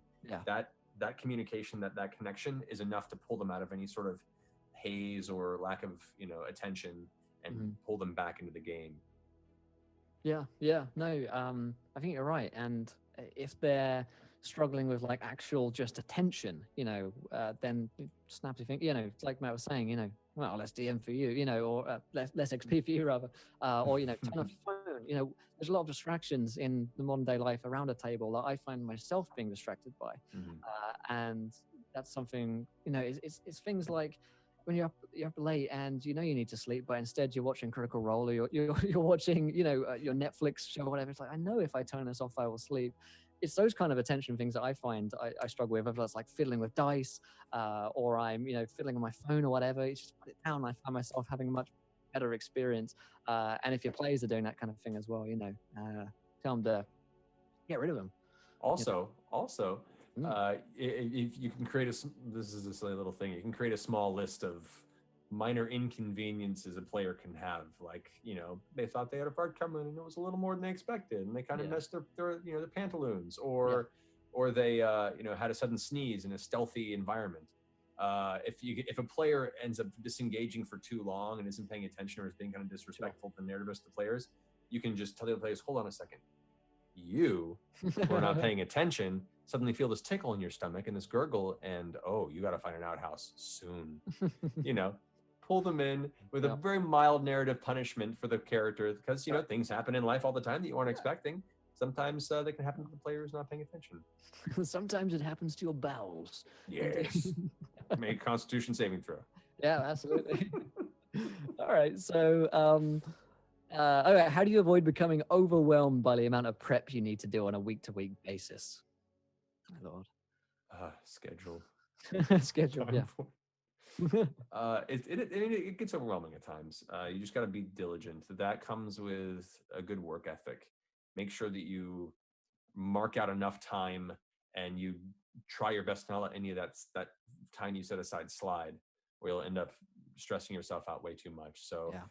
and it's hard to say how much time you need to prep for a session until you've done it a few times. So if you're a new DM or you're just starting out, over prepare or overcompensate for time and then adjust from experience from there. But it just comes with finding a good work ethic and giving yourself enough time to prepare so you feel comfortable going into the session. Yeah, no, you're right. And running 10 games a week or something gets a bit kind of crazy. Plus on top of the podcast and whatever shows we're appearing on, I spread out the work across the week. I might do a couple of days where I'm doing work, but I find actually doing lots of work in a small amount of time, like over a weekend, I find to be less productive. And if I do little bits here and there, I tend to find myself working more. So half an hour here, half an hour there, and when ideas come into my brain, because I find that if I try and sit down and think, I can't think. But when I'm walking around, like, oh man, I've got a cool plot arc, and then that comes in, jot down a notes or whatever. Because otherwise I just get completely boggled with the amount of things I need to do for the games and the stream and whatnot. So yeah, organize. Use Google Documents, man. It's where my life is, on Google Documents. Yeah. Or binders in real life, I suppose, would be the equivalent.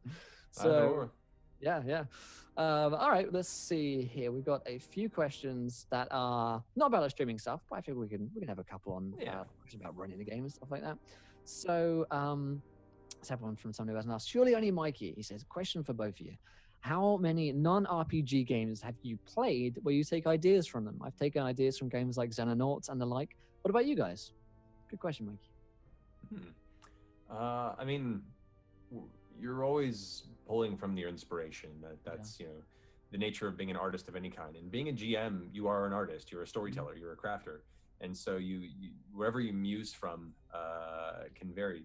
I grew up reading a lot of fantasy novels. I grew up reading a lot of Pierce Anthony, Tolkien, of course, and a lot of graphic novels. So those are all spaces where you get ideas for character personalities and for story hooks and twists. As far as games go, I mean, I'm a big fan of the Witcher series from the get-go. Yeah, absolutely. I love that series because it builds such a robust world where you have real everyday problems for really poor folk that have just a shitty life in a fantasy setting. And you don't get that in a lot of fantasy games. Right. You grew up playing Final Fantasy where for the most part, everyone just kind of, I own a shop or I'm a person with a shirt. Yeah. And in The Witcher, maybe like 10% of the people you encounter are above the poverty level and everyone else is covered in mud. And I kind of love that. So I like pulling inspiration from that world because it allows you to build a little more of a classic, dirty, medieval, times are tough for most people type circumstance. Right. Let's see other games. Dark Souls is a great inspiration for architecture, visual design, and boss encounter difficulty and creative use of that. It's pretty fun. Yeah, no, that's great. And I mentioned Dragon Age Origins. I took that origin story idea, bring it into a game. It's difficult to pinpoint lots of things, I find, because you do it without realizing that you're drawing inspiration from something. What's another one? Darkest Dungeon was one I played recently, and that cool art theme was like, oh man, that's a really cool idea for an adventure. Yeah, pretty much anything like films, movies, TV shows, books I'm reading, stuff like that might influence anything that pops into my brain at any time, I suppose. Yeah, it's all a big jumbled melting pot of all the media that you consume and the things that you like and resonate with. You just mix and match and create this new sort of chimera of ideas from the things that inspire you. Yeah, absolutely. So similarly about how to drawing influences and stuff, Paper Shards asks, how do you deal with writer's block, both on Critical Role and on Encounter Roleplay? That's a good question. I go for a walk. Me too. When you're sitting at a computer and you're staring at a screen at a blank page, and there's for some reason that whole setting to me has so much more pressure invested in my need to produce than being away from all electronics and amongst trees and amongst air and away from that atmosphere. So if I'm feeling really bad writer's block, I'll just go for a walk. I might drive and go hiking at a nearby hiking trail, or I might go to a bookstore in quiet and read somebody else's story. And it's just taking your mind off of the need to produce sometimes can be enough for you to recharge or find inspiration through other media like a comic book television series and be like, that moment was pretty cool. How could I take an element of that twist or that character and make it my own in my own story, and then use that as a basis to re-inspire that next thread?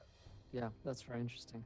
I think, for me, it's like going and playing a guitar or if you have any other creative output aside from like the thing that you're trying to create, go and do that, because I find that's a great way to relax is paint a model if you do modeling, or, play the piano, something, or just get out of your head.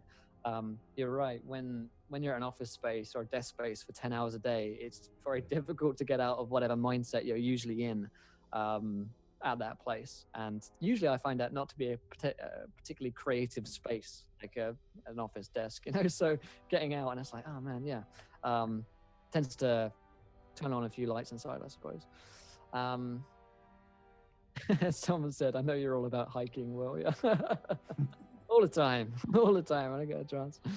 All right, so we asked a question about fancy books you read.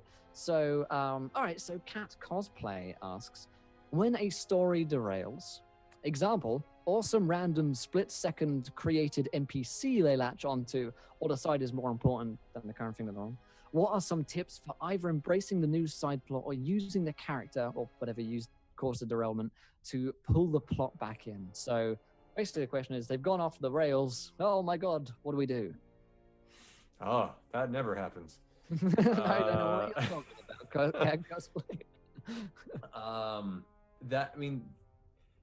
First off, when you're forced to create an NPC that you weren't expecting, that's a muscle that you kind of learn with experience and time. But for people that are newer GMs, I always recommend like having some note cards or a stack of generic personality types or NPCs that haven't been given a name, a race, with like a basic personality traits, but like kind of ornery, generally afraid of dragonborn or anything that looks lizard-like, really loves the sight of gold, and will do anything for a drink. And then don't give him a name, and just have that on the side. And then one day the party's like, I'm gonna go into this pig farmer's home, and you're like, sure. You just grab the card and add a name to it real fast, and that becomes the new character. So that's a good tool for creating those NPCs you weren't expecting to, without having to think of everything on the spot. As far as getting it back on track,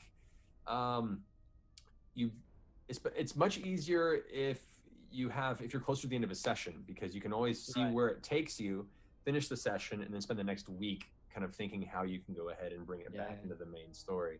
You don't want to railroad them too hard overtly, because then it feels like the players don't have as much agency. And part of the fun smoke and mirrors of being a GM sometimes is tricking the players into thinking, oh, you were gutting this the entire time. Oh, and we mysteriously found our way back to the story. It's a fine balance. But I mean, tips and tricks for bringing them back on the path. Consider what mysteries they're trying to unveil, or what plot hook is dragging them along in the direction you want them to go. Then consider how that NPC they just encountered can play into that plot hook. Do they, even if they're not directly involved in this, huge coup d'etat that's being built against the king, perhaps they have a problematic relationship with their brother who left years ago to go join this, thieves' hall, and they're like, have you met my brother? I haven't seen him in a while. He's kind of a dick. He never liked the king. And you're like, oh, he didn't like the king. Why doesn't he like the king? Well, I don't know. He went and joined this group of thieves, and kind of, oh, well, now we're back on the, right, the plot. Right. Exactly. There was no surefire way of doing it, but just, trying to find a way to take a plot hook and apply it to an NPC's history or motive is the easiest direction. Yep, that was exactly what I was going to come on to as well. And don't be afraid to make that NPC a someone, even if in your head they're a nobody. We had a NPC who suddenly latched onto this little squire, and he was. I was like, oh, there's some squire there, off the cuff. And suddenly it's all about the squire. Suddenly we have to now train this squire, raise this squire. Now he's very important to us. And he became one of the most loved NPCs by the players of that campaign, because they invested so much into him. And then I was like, well, these guys are really invested in this. I will invest back. So if your players pick up on something that interests them, be sure to go along and keep that interest. especially if you can tie it back somehow into the campaign at large, because that would be great. Finding ways to get your off track back on track. That would be perfect. So lots of requests for different voices, of course. So all right, so Layla asked a question. To what extent do you feel like conflict resolution comes into play with GMing? I feel like I could enjoy the story aspect of it, but I might not be so good at telling people what they can't do. Ha. Good question, Layla. Be authoritative. That's part of it. I mean, it's your story and it's your world, and you do have to assert yourself to a certain extent, and you as the players have to respect that position they're in. Even if in a moment you're like, it says here in the rules that this doesn't work out, the GM is the ipso facto storyteller, and there could be a reason as to why in this moment it doesn't function that way. If it feels like there's a real conflict with the play, you feel like the player or the GM is really trying to fuck you, and you're like, no, that doesn't make sense. Then you can talk about it after the game and explain yourself. And once again, communication is the key in this circumstance. There has to be a mutual respect between the DM and the player for circumstances like this. And GMs make mistakes all the time. We're human beings. I make mistakes all the time. And you just kind of have to own it. And try your best to keep the narrative going. And if there is a conflict with the players, try and resolve it quickly in a narrative way, and ask them to please, like, just for now, and if you disagree, go with it. It'll be fine. And then after the game, you can, bring it up in conversation, ask why they felt that way. And if it was a genuine mistake, be like, oh shit, I'm sorry. Well, I'll make sure that doesn't happen again in the future. Right. Or they conversely might be like, you know what, it's okay. It worked out well for the story. And, you just got to make sure you talk about that. Yeah, no, absolutely. Gonna put it on myself. So roll for perception was the question. Yeah, what's up, guys? Aside from actual play content, how can a new or amateur GM evolve their skills? Are there non-gaming activities that you think could contribute to upskilling, leveling up outside of character? Very much so. Improv classes are not necessary by any means, but and not everyone has to be or want to be an actor to take improv. In fact, I know a lot of people that work in marketing or work in forms of public speaking and journalism that do improvisational classes in comedy improv, much like you see on Whose Line Is It Anyway, because it teaches you skills to, one, think quickly on your feet, two, how to quickly tie narrative together out of the ether, how to develop character very quickly, and how to work in a group without, having a balanced spotlight, which is a lot of running a D&D game as both a player and a DM, is knowing when to step up and when to step back. So I recommend improvisational classes just as a skill set in general. It can help in so many facets of life, in public speaking and confidence, like we talked about earlier. But for running a game, it's a huge boon. I can't recommend it enough. Absolutely, yeah. And I know kind of bank clerks or people working in marketing and stuff, that they'll get together at the end of the week and play D&D, because not only do they enjoy it, but it's quite educational in some ways. Like, it builds a lot of skills that are very good. And that's another reason why I think that getting kids involved with D&D and younger people is such a great thing to do as well. Because it teaches all of those skills, and I think it's great. So yeah, play D&D is the answer. Also, I would recommend as a GM, because you're doing a lot of the talking and the scripting or describing things, and it sounds really boring at first, but read a thesaurus for a little bit, or go to thesaurus.com and see what the word of the day is every day. You can get feeds in for that. And expanding your vocabulary allows you to not only be more interesting and unique with the way you set scenes, but also you end up not repeating yourself very often, which, as Crit Roll Stats has proven, they have tallies on my use of the words proper or or purchase, finding purchase. So yeah, learning to expand your vocabulary can be a tremendous aid for you in telling a story. Yeah, absolutely. So Patimus Prime says, do you feel that streaming D&D can open doors for you, i.e. in voice acting, writing, etc.? Yes, I do. Yeah, I do as well. Absolutely. Yeah, Many doors will open to you, Patimus. it's I mean running D&D in general, it's like you said, it has so many great skills that you can develop from it, between like just team building, um, you know, being good at quick esoteric math depending on the system you're Right. playing, um, and just being able to to understand narrative if you haven't gone into any sort of creative field, Mhm. and confidence with performing in front of people, Yeah.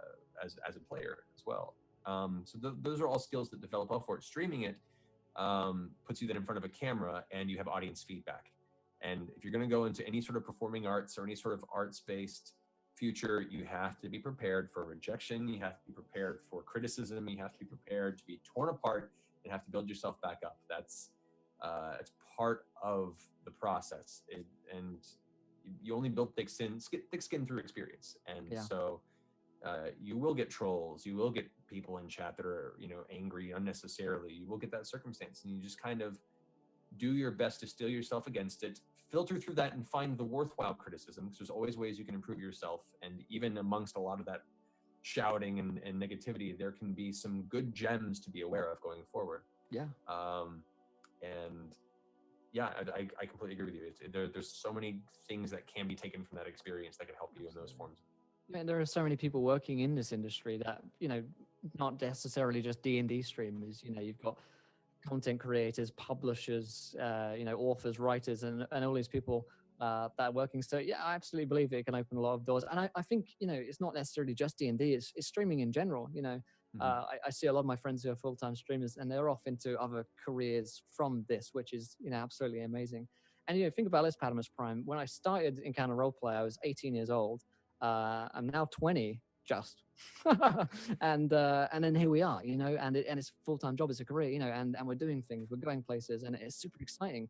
So if you're thinking like, oh, maybe I should get into streaming or playing D&D, podcasting, whatever, then I really encourage people to start as soon as they can, because if you have a passion for something, then absolutely you could turn it into being an author or a writer or something. Example, like Ed Greenwood, he was on a show recently, and he's a great writer, and his Ed Greenwood company, and people, getting people involved in writing, as he was talking there. So absolutely, get involved. Um, so all this is interesting. Mish asks, Matt, do you find that you incorporate characters from your childhood, whether their voices or their personality, into your games? Occasionally. I mean, Yeah. as human beings, everything that we do, we draw from experience. As storytellers, even everything that you create in the most obtuse, like, unrealistic way, a lot of that basis is formulated from an amalgamation of the experiences you've had as a human being, and an interpretation of those. So for me, people that I've met in my life Yeah. serve as basis for most NPCs, because we as human beings encounter many different types of people through our lifetime, even if it's just small facets. I don't necessarily mean to pull from them, but sometimes I'll Right. create an NPC or perform them, in a couple of sessions, and then think back and be like, they kind of remind me of this person. Huh, that's Yeah. interesting. Or to these two people combined. And like Gilmore, one of the NPCs that's become really popular on our stream, completely unexpectedly since we first introduced him with the party. I based him off of a guy that I went to school with, he was in the same theater program as me, and he was just this very theatrical showman of a person at all times, whether it be in class, whether it be at lunch, whether it be on stage. He was just such a grandiose personality. At all times, he would always stop. He's just a great fun guy, and that to me was a great persona that I loved and remembered him very much for, because I hadn't really met anybody like that since then, who honestly was that. They weren't putting on that personality. That was just their natural state. And so yeah, it does happen. You do draw from things here and there, sometimes intentionally, sometimes not. Absolutely. Yeah. No. I mean, it's that thing where, you can only imagine people's faces in your dreams that you've actually seen. You like cobble them together and stuff like that. It's kind of that, you get experiences from people and you're like, that guy had a funny voice. I say that, I'm going to do that voice. Or recently I watched a weird little documentary on this English guy called Alan Bennett, who has a very distinctive, strange kind of northern voice. And I was like, that guy is an NPC waiting to happen, that voice. And so, He's if you ever get a chance, look at Alan Bennett. He's on the radio a lot, but Oh, I'm gonna very find this. interesting little voice. Yeah. So Templar Warden asks, you both run Dungeons and Dragons as your main game system. What is your opinion on other game systems that are good for presenting? All right. Uh, Lucky time. for presenting for things on stream, I would recommend systems that aren't too rules heavy, unless you're pushing for that type of an audience that is looking for that sort of experience. I think a lot of recent RPG systems in the past 15 years have been pushing more towards finding ways to marry the rules and the narrative, and Fifth Edition does a really good job of that. Pathfinder as well, though it's a little more math heavy at times. But that also scales with your party size. You know, if you have 4 players, much easier to stream versus like our 7 to 8 sometimes can be a little unwieldy for systems that are a little more number centric. So I would recommend systems that are not too intense with having to roll tables with modifiers for every sort of decision that has to be made. Things that cause you to have to look at your character sheet less always can help you engage not just the players but the audience more. And as such, I actually enjoy some of the it wasn't too bad in the rules stuff, like a lot of the old White Wolf stuff, like the World of Darkness can be really fun for streaming. Call of Cthulhu, like you said. Maybe not things like Cinnabar for any reason. So if you know Cinnabar, you know why. I mean, I find rules light to work really well. Partially. That's great. I would say partially just getting newer players into it as well, as if you have like a new cast of people that aren't as experienced.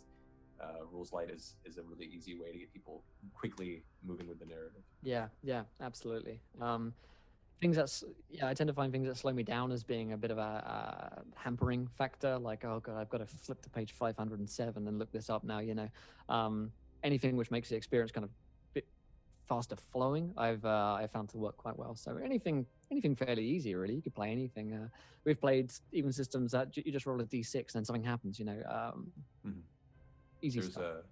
a Dungeon World, Apocalypse World, great examples. Dungeon World, Rules light, great for narrative. I mean, it's been a long time since I played it, and it was a weird thought at the time, but I remember back in high school playing the Amber diceless role-playing game, which there was no rolling. It was all just based on, you know, considering what should win in a given circumstance. And that requires a lot of trust between the players and the GM in that experience.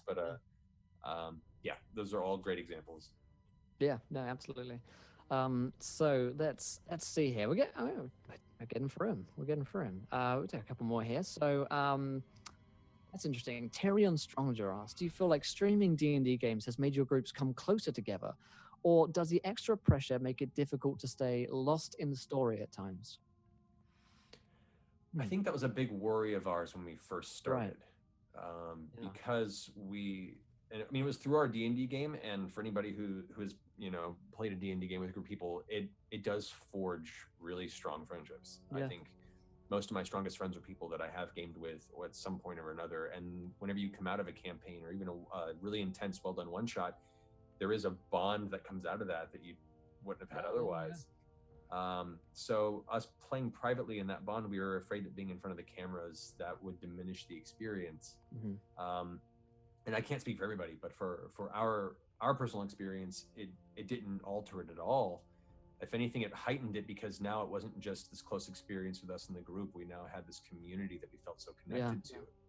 And that still to this day is one of the most special things about this whole experience, was all these people out there that not just enjoy our silly little D&D game, but then go out and through this community find all their friends, and they have their games, and they send us pictures of them at their game tables and the stories and the artwork of their characters. And I'm like, it's like being proud of your children as they go out and populate the world with great stories. You know? Yeah, absolutely.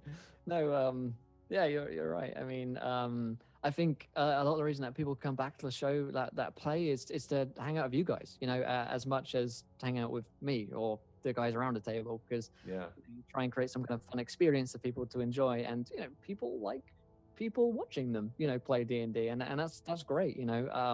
Having a platform to tell stories upon is a great thing. So I feel like it does bring people close together. And bear in mind, a lot of people on my show are Twitch streamers as well. So we don't really get to hang out much of the time because, oh God, Trainsy's streaming 10 hours here, I'm streaming 10 hours here, and we're in different time zones and stuff. But the one time a week that we get together and actually hang out is at 3 hours on a show, or 4 hours on a show, whatever. That's actually a very valid point, because all of us are, Busy this show is a second career. Yeah, a lot yeah. of us. It's really nice to know that we have this every Thursday opportunity to get together, play together, catch up, and hang out for a few hours before going home. Sam, who plays Scanlan in our game, he's one of the busiest people I know. He's, on top of being just a phenomenal actor, he's currently directing, I think, somewhere in the neighborhood of like 6 or 7 different Disney shows. Between Sophia the First, he's directing the new DuckTales show. Like he's working all the time. And I'm so jealous of that DuckTales thing. Yeah.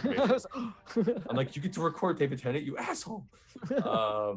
But if we didn't have the show, we would never see him, because between that and his 2 kids and his wife, and we're not taking them away from that, but it gives him an excuse to the point where we have become part of his social life, and he's become such a central part of ours because of this game. We love it. Absolutely, yeah, and that goes for many D&D groups. Most people have jobs and families to be home to, and like the one time you get away is like a Saturday evening or whatever, and you get to hang out with your friends. So yeah, I think it's great. So Behemoth Skin here.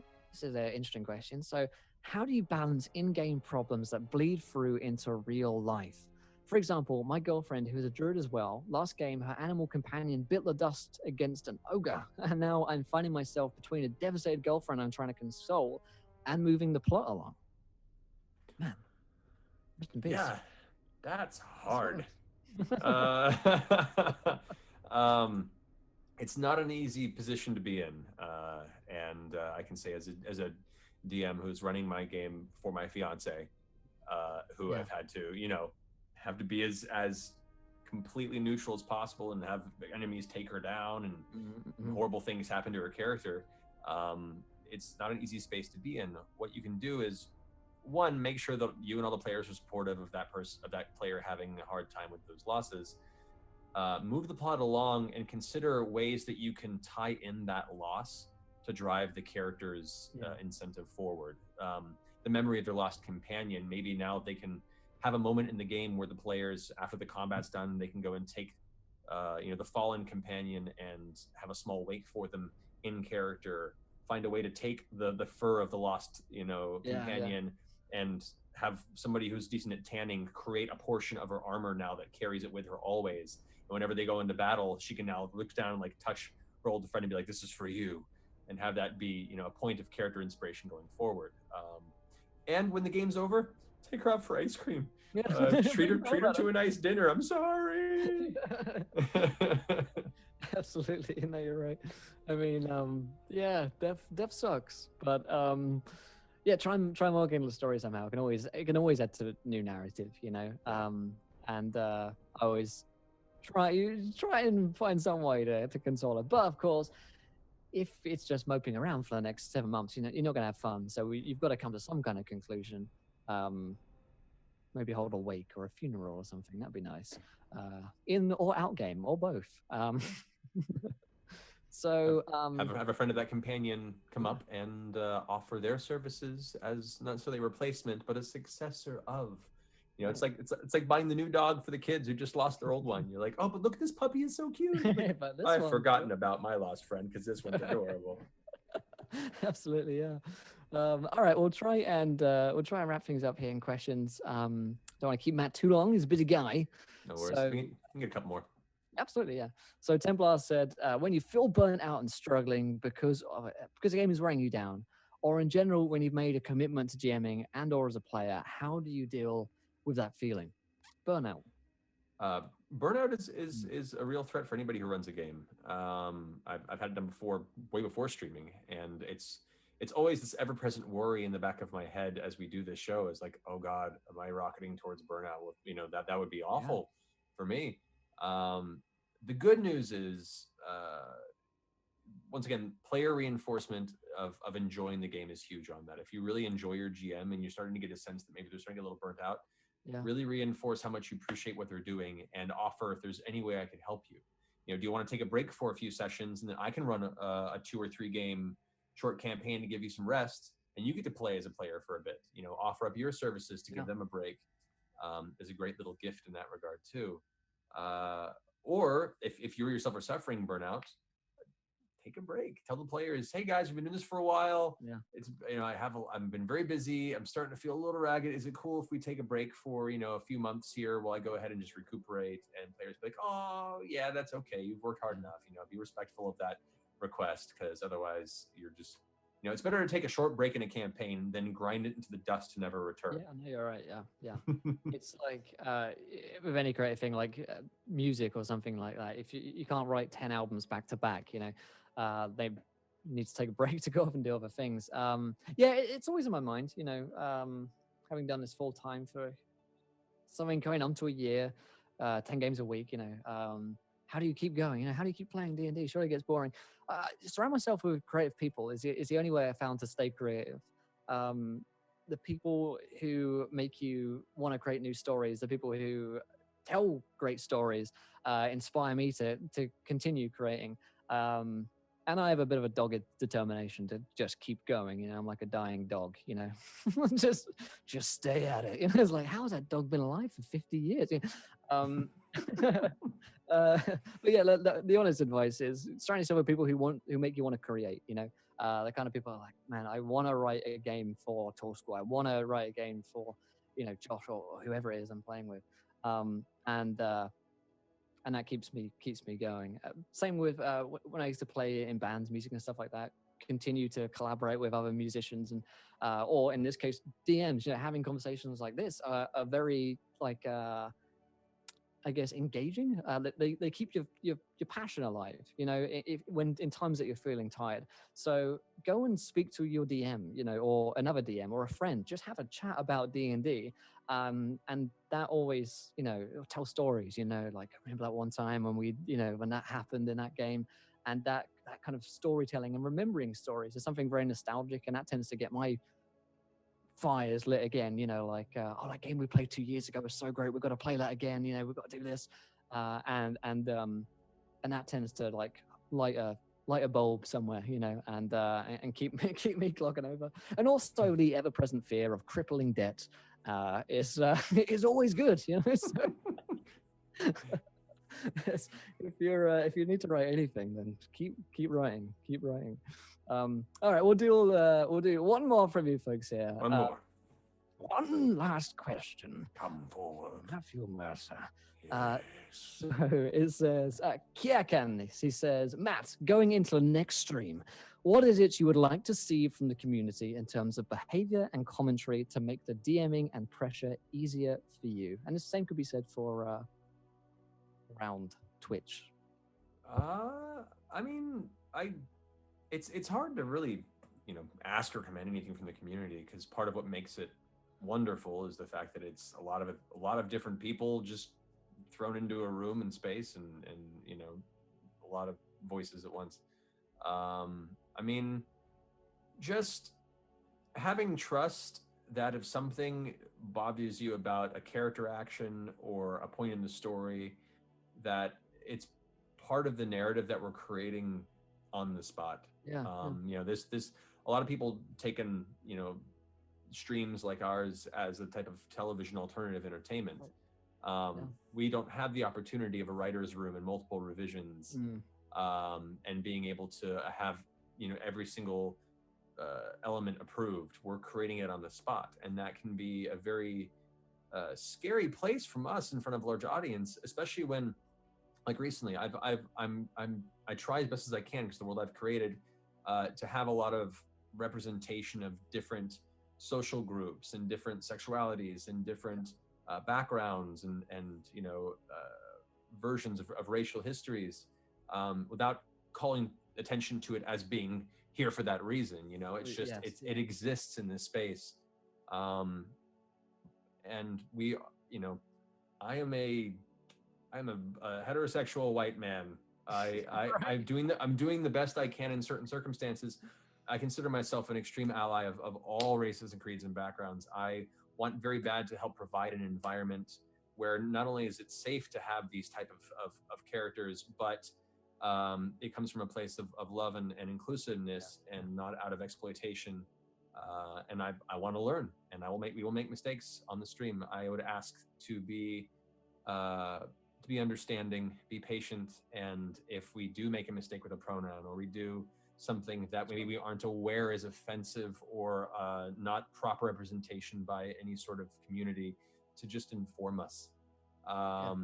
Just let us know, because we're doing the best we can, and I want to learn. Yeah, and it's difficult. You don't want to necessarily be seen as, let's tick the gay box, let's tick, and such and such.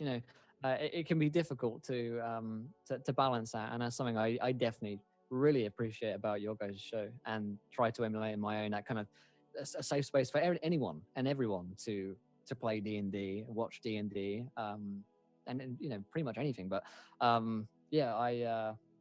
have to agree. What was the question exactly? What was the other thing that I'd like for people to going forward with streaming? The community to be better at, I guess. I think we're at a good spot right now, and I think we can continue to do better. And that's just what I see as Twitch as a whole. I see Twitch as in many places being an awful, terrible place for lots of people.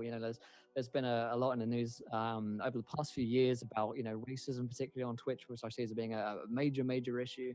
Not so much in D&D, but it's the space in which we all live, and so it's important that we set a good example, I think. I think that's really important. And but I would say this, in terms of communities as they go, and I see D&D on Twitch as being a pretty new community, which is very rapidly growing on Twitch in comparison, to a lot of other spaces, which is a very exciting place to be. We're doing really good, and it's just to continue to put forward those great messages, at that positivity, basically, and confidence and equality, and just everyone has a good time, and that's the most important thing, and everyone is able to and is in a safe space. So I have to agree. But I think you guys are doing good. You're doing us proud, honestly. So very proud of you all. But I don't want to keep Matt for too long, because we've been chatting for a couple of hours now. But I do have one last question that we ask all guests. It's a very special question that we ask only in the circle. And that would be, if you had one question for myself or Encounter Roleplay as a whole, what would that be? Because we've been grilling you questions all night. And what would if you had a question for the chat as well? All right, gonna spur this on me here. Let me see. I guess if I could ask you guys, being as I'm kind of in this bridge generation between the old school role play gamers and the new school emerging communities of role players. You guys have a cast and a following, and a place where you represent this fantastic new passionate community of fresh gamers comparatively, and I guess what are some of the things that you like about the historical role-playing game community and would like to see brought into the fold more with the new gamers, and conversely, what are some older habits that you would like to see possibly curbed? All right, chat, feel free to answer as well. I'll try and read off a couple. But for me, I find that I guess respect might be one way to put it. I suppose, like there's a kind of I feel like an almost reverence towards it, because it's like history, and that's very important. I used to study history before I decided to do this for a job, and so I find that quite interesting, like how that community is.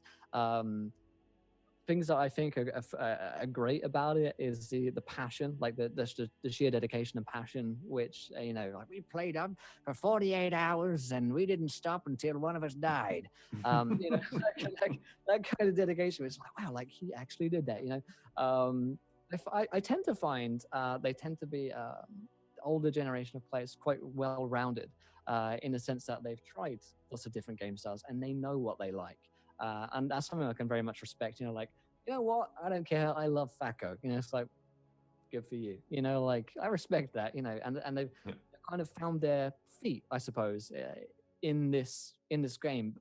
and especially when they try and are open to trying new things as well. Because one of the things that we see a little bit here is being this kind of new wave, or younger generation of players, is that you can get a few people from the old generation who are like, oh, that's rubbish, and then the younger people are like, oh, that's rubbish. um, and then those who are like, I completely respect all ways of play. That's just great for me. A couple of the things that aren't good, I guess it's just a feeling that, oh man, why are these young kids playing our game? Often we're referred to as MMOers, or like a generation of Right. MMO players who have come in and stuff like that. I feel like most of the folks here just want to have a good time, and they can play MMOs in their spare time if they want as well. um, but honestly, it's not as nearly as bad as I thought it would be. When I started this whole streaming thing, I was like, there are going to be so many people here that hate me, and yeah, that's it. I mean, I'm talking to you now, right? And, but yeah, but really, I found it to be very respectful, and open, which has been great.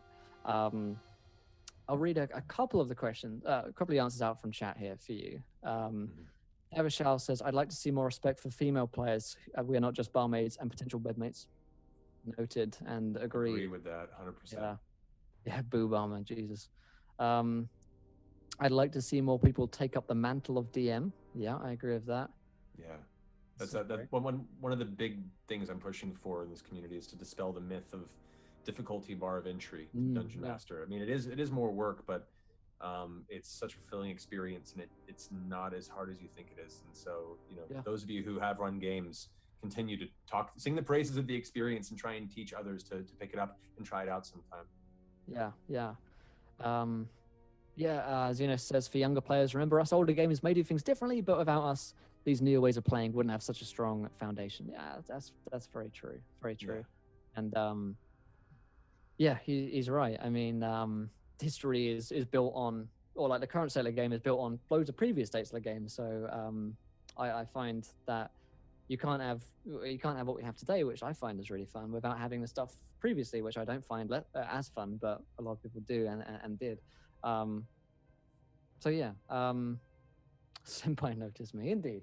So thank you guys for coming here and hanging out and asking some great questions. And thank you, Matt, for coming on the show. It's absolute honor, pleasure, and pleasure's mine. Dude, thank you so much for having me. Seriously, it was absolute fun. I can't wait to hopefully get a chance to do some more of this stuff in the future, and we would love to have you back whenever you find the time, when you're not killing NPCs. Perfect. Thank you. I appreciate that. Absolutely. So, chat, say farewell to the man himself, Mercer. Thank you, guys. Yeah, and we'll see you guys very soon. I'm going to stay on and chat to you guys a little bit and just unwind after that. And we'll say farewell to Matt. Thank you for joining us, Matt. I'll shoot you a message, shoot you an email, and thank you again. Sounds good. Take care, guys. Take care. Bye-bye.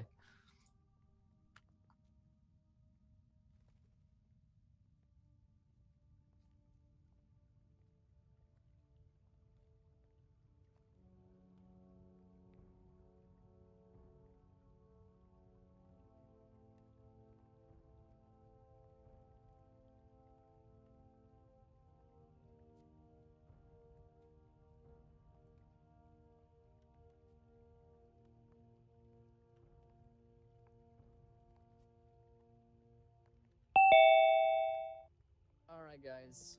All right. You can probably hear me, but my cams are pretty messed up.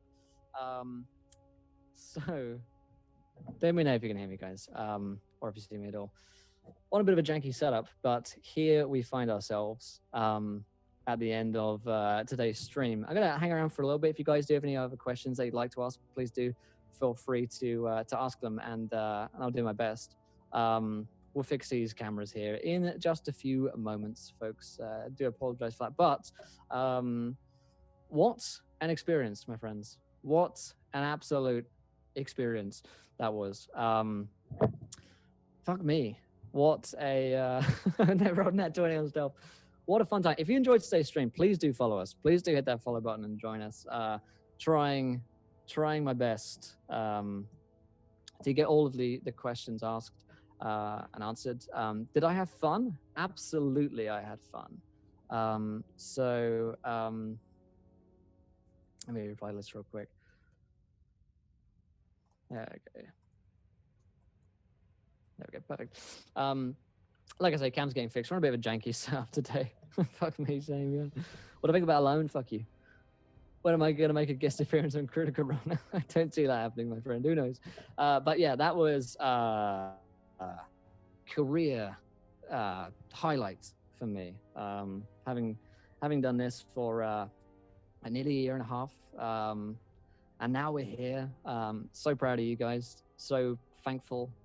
A little bit starstruck.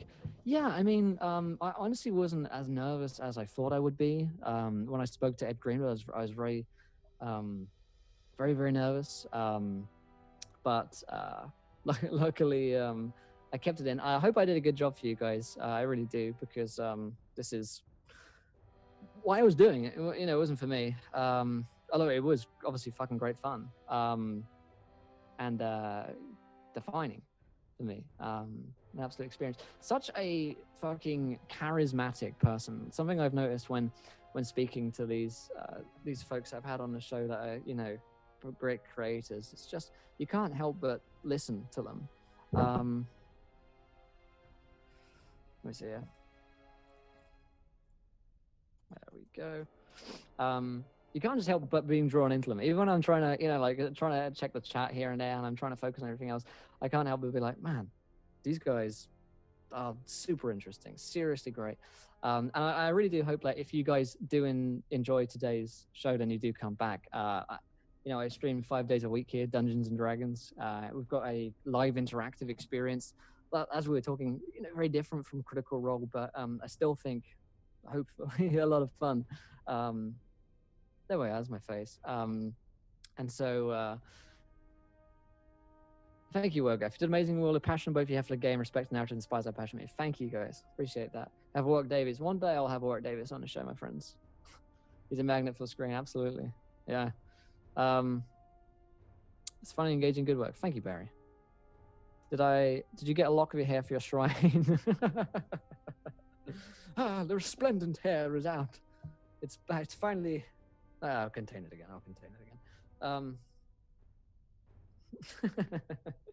You can see my nerves before this, but yeah, I had fun. I had a lot of fun. I would love to do something like that again.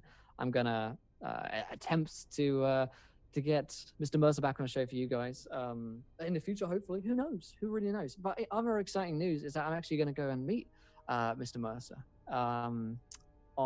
in Gen Con. So if you haven't heard the news, I'm heading off to Gen Con. And yes, of course, it will go into what all of my YouTube videos go up to YouTube and stretching to go like that. Okay. So yeah, I'll go to YouTube. But we are going to Gen Con. Me and Sydney are being flown out by Open Legend, and Matt Mercer is also going out there for the same reason. So we're going to be working on panels together, playing games, and just hanging out with any luck. So if you guys want to come down to Gen Con 2017, then you are more than welcome to to come along and meet us. There's going to be a Open Legend panel. We're going to be there. We're going to be hanging out, and you can come and say hi. I'd love to meet you guys. I haven't had the chance to get to meet the American folks a lot. So yeah. Well, let's hit a Gen Con. Yeah, absolutely. Let me see here. Perfect. First time, watch your notification when listening. Thank you, my friend. Thank you. Thank you, Jose Roller. Bring a carrot seat for him. Thank you, Richard. I appreciate that, man. See you arrive from this when you were 20 viewers and it all smell bad. Yeah, man. It wasn't so long ago. But it's been great. Matt, as a player, who knows? You know, who knows? You guys just gotta keep coming back and watching, and that's how all this stuff happens. Will I be playing an actual play? I don't believe so. Not unless that, you know, spontaneously happens. But it's more to promote stuff, products and companies that we're working with. And yeah, I mean, like I say, yeah, it really is astounding to me. Tomorrow I'm moving into a new house with Sydney. So that's super exciting. This was super exciting. I've been excited about it for however many weeks we've known about it, working up to this, and couldn't have gone better. You know, I really want to thank everyone involved who helped me get here. Whether that's you guys just watch, show up, helping with the behind the scenes stuff, the moderators, the players, absolutely fantastic stuff. And want to thank you guys for making it all possible. Because yeah, okay. Because without you guys, it wouldn't be here. You know. Do you have any advice for my campaign? I can't think of anything else to add to it. There's a count where he's collecting bodies to summon orcs. I always, you know, much excited. Wow, he's summoning orcs. I don't know, the Raven Queen should get involved somehow. Sounds like there's undead, and she doesn't have a hand in it.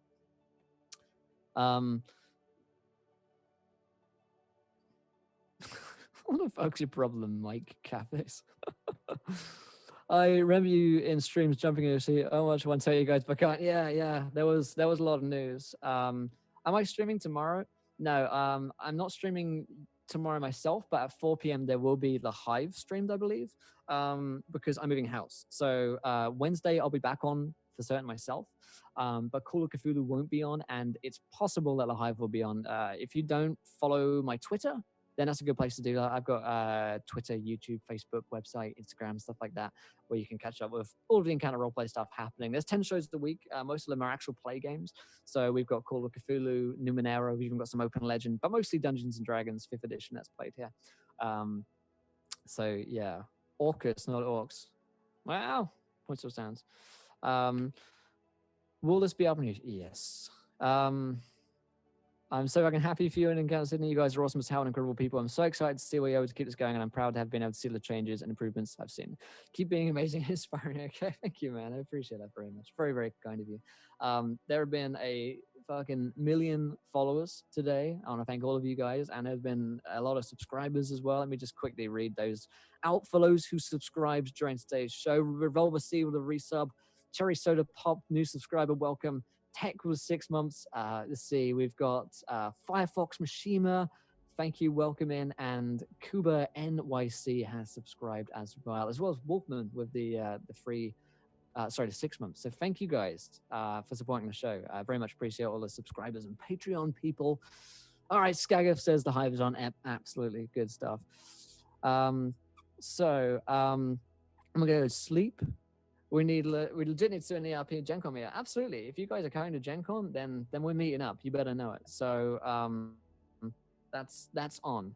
And also we'll probably be attending Games Fest again. That's late in the year though, so don't worry about that right now. But that's a UK-based meetup. So we're going to be trying to get out places so I don't usually get to. So Twitch, PAX East, South, stuff like that over the next few years. How much did the follower count jump? I don't know. I'd have to check it. Good night, JC Roller. Can I get a bit of advice? I've never played D&D and have a friend who will only DM on 2nd edition. Should I go for it or look for a 5e DM? It really depends on what you're looking for in the type of game, my friend.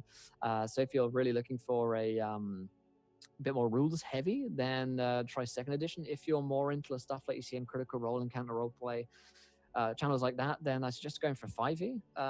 If you really won't switch, you know, if you play 2nd edition, you'd probably quite like 5th edition. There's a few similarities there that I've noticed at least. So there's that. Good night, Smudge. Good night. Thank you for the help as well. Definitely want to help Gen Con for the first time. Absolutely, man. Absolutely. Let's fly out there. Let's fly out there together. But yeah, no. What an experience! What a day. Loved it. Absolutely loved it. I want to thank you guys for that. I'm excited for tomorrow for the move-in, and I'll be back on Wednesday streaming. But you can see the Hive tomorrow, which is a horror game in Open Legend. So I'm pretty excited about that. Honestly, pretty fucking excited about that. Yes, good idea, Mikey. Let's go get a drink sometime, my friend. Come to Ireland already? Maybe. Is there any big Irish like conventions that will fly me out there? I don't know. Absolutely, Speedy. Absolutely. Much easier to get around America in the second half of the year when I'll actually be living there. So plan is after these 6 months to head over to America and live there. So that'll be much easier. Hope your move goes well for you, and look forward to hearing about your Gen Con adventure, and congratulations on the good things that are happening for you and your channel. As you often say, often don't. Yes, there are too many net ones because I want to be laughing when you do. Thank you, Wergo. I appreciate that. Agreed, Richard. But yeah, if you guys want to catch up on some videos on YouTube, then you can do. I can't legally drink in the USA until June. Yeah, sucks. But by the time I'm in America, I will be able to. Yeah, follow the YouTube channel, the Comic-Con in Sweden. I could get in touch with them, but I don't see myself going out there anytime just in a recent time because it's busy, you know, got to move into this new place. Have I run a Dragon Age RPG on this channel? I haven't, but I have been meaning to do so for a while. What am I choosing now? I do it for love. Yeah, mod drum points now, absolutely. And thank you to Becca for being a great mod as well. How the fuck am I younger?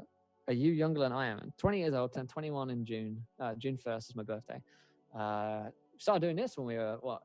When I say we were, as if we're a collective body. I was 18. Yeah. No worries, Underdog. Thank you, my friend. Good job, mods. Good job, mods. Yeah, nice work, Green Solids. But yeah, you guys are awesome as well with your questions. Very interesting, insightful, thought-provoking questions and comments. And for everyone who restrained themselves from asking, you know, the question 5 times or, you know, pestering a mod or something like that, I appreciate you. June 11. Oh, damn, that's cool. Good job on me not being a mod. Proud of you, man. Proud of you. But yes. It's 3 a.m. here in the UK, and I'm moving in at 9 a.m. So I have currently 6 hours in order to pack everything up and head out to this new place.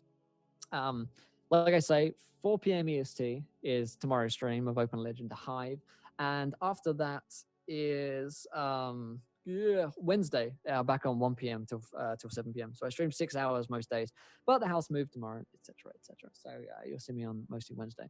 Let's quickly run through all the followers. Oh my good lord! Thank you, Mikey, for all the conventions.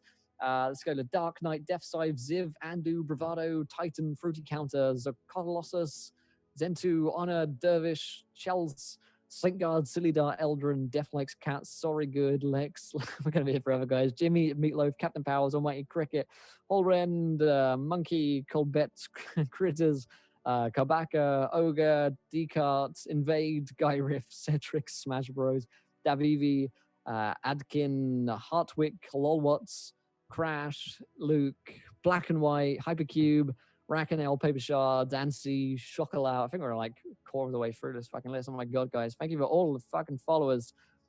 There are too many to actually read out here. I will thank you guys individually tomorrow's stream.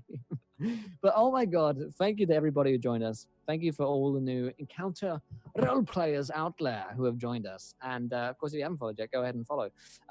Catch all of our shows here. 5 days a week, 10 shows a week, actual play podcasts every week, as well as advice podcasts for DM tips and shit like that. What more could you ask for? We can keep them reading until Thursday. So I will see you guys. I won't see you tomorrow, but the stream will be on tomorrow.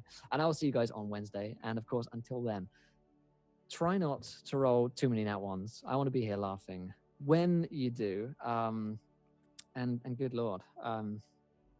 Thank you once again. And thank you to Matt Mercer for coming on the show and joining us. Here I am, but a mere mortal in his presence, and it's been great fun. So thank you guys for making it great. I'm going to walk over to that room and turn off the stream because I'm in a weird room right now, but I love you all, and I will see you.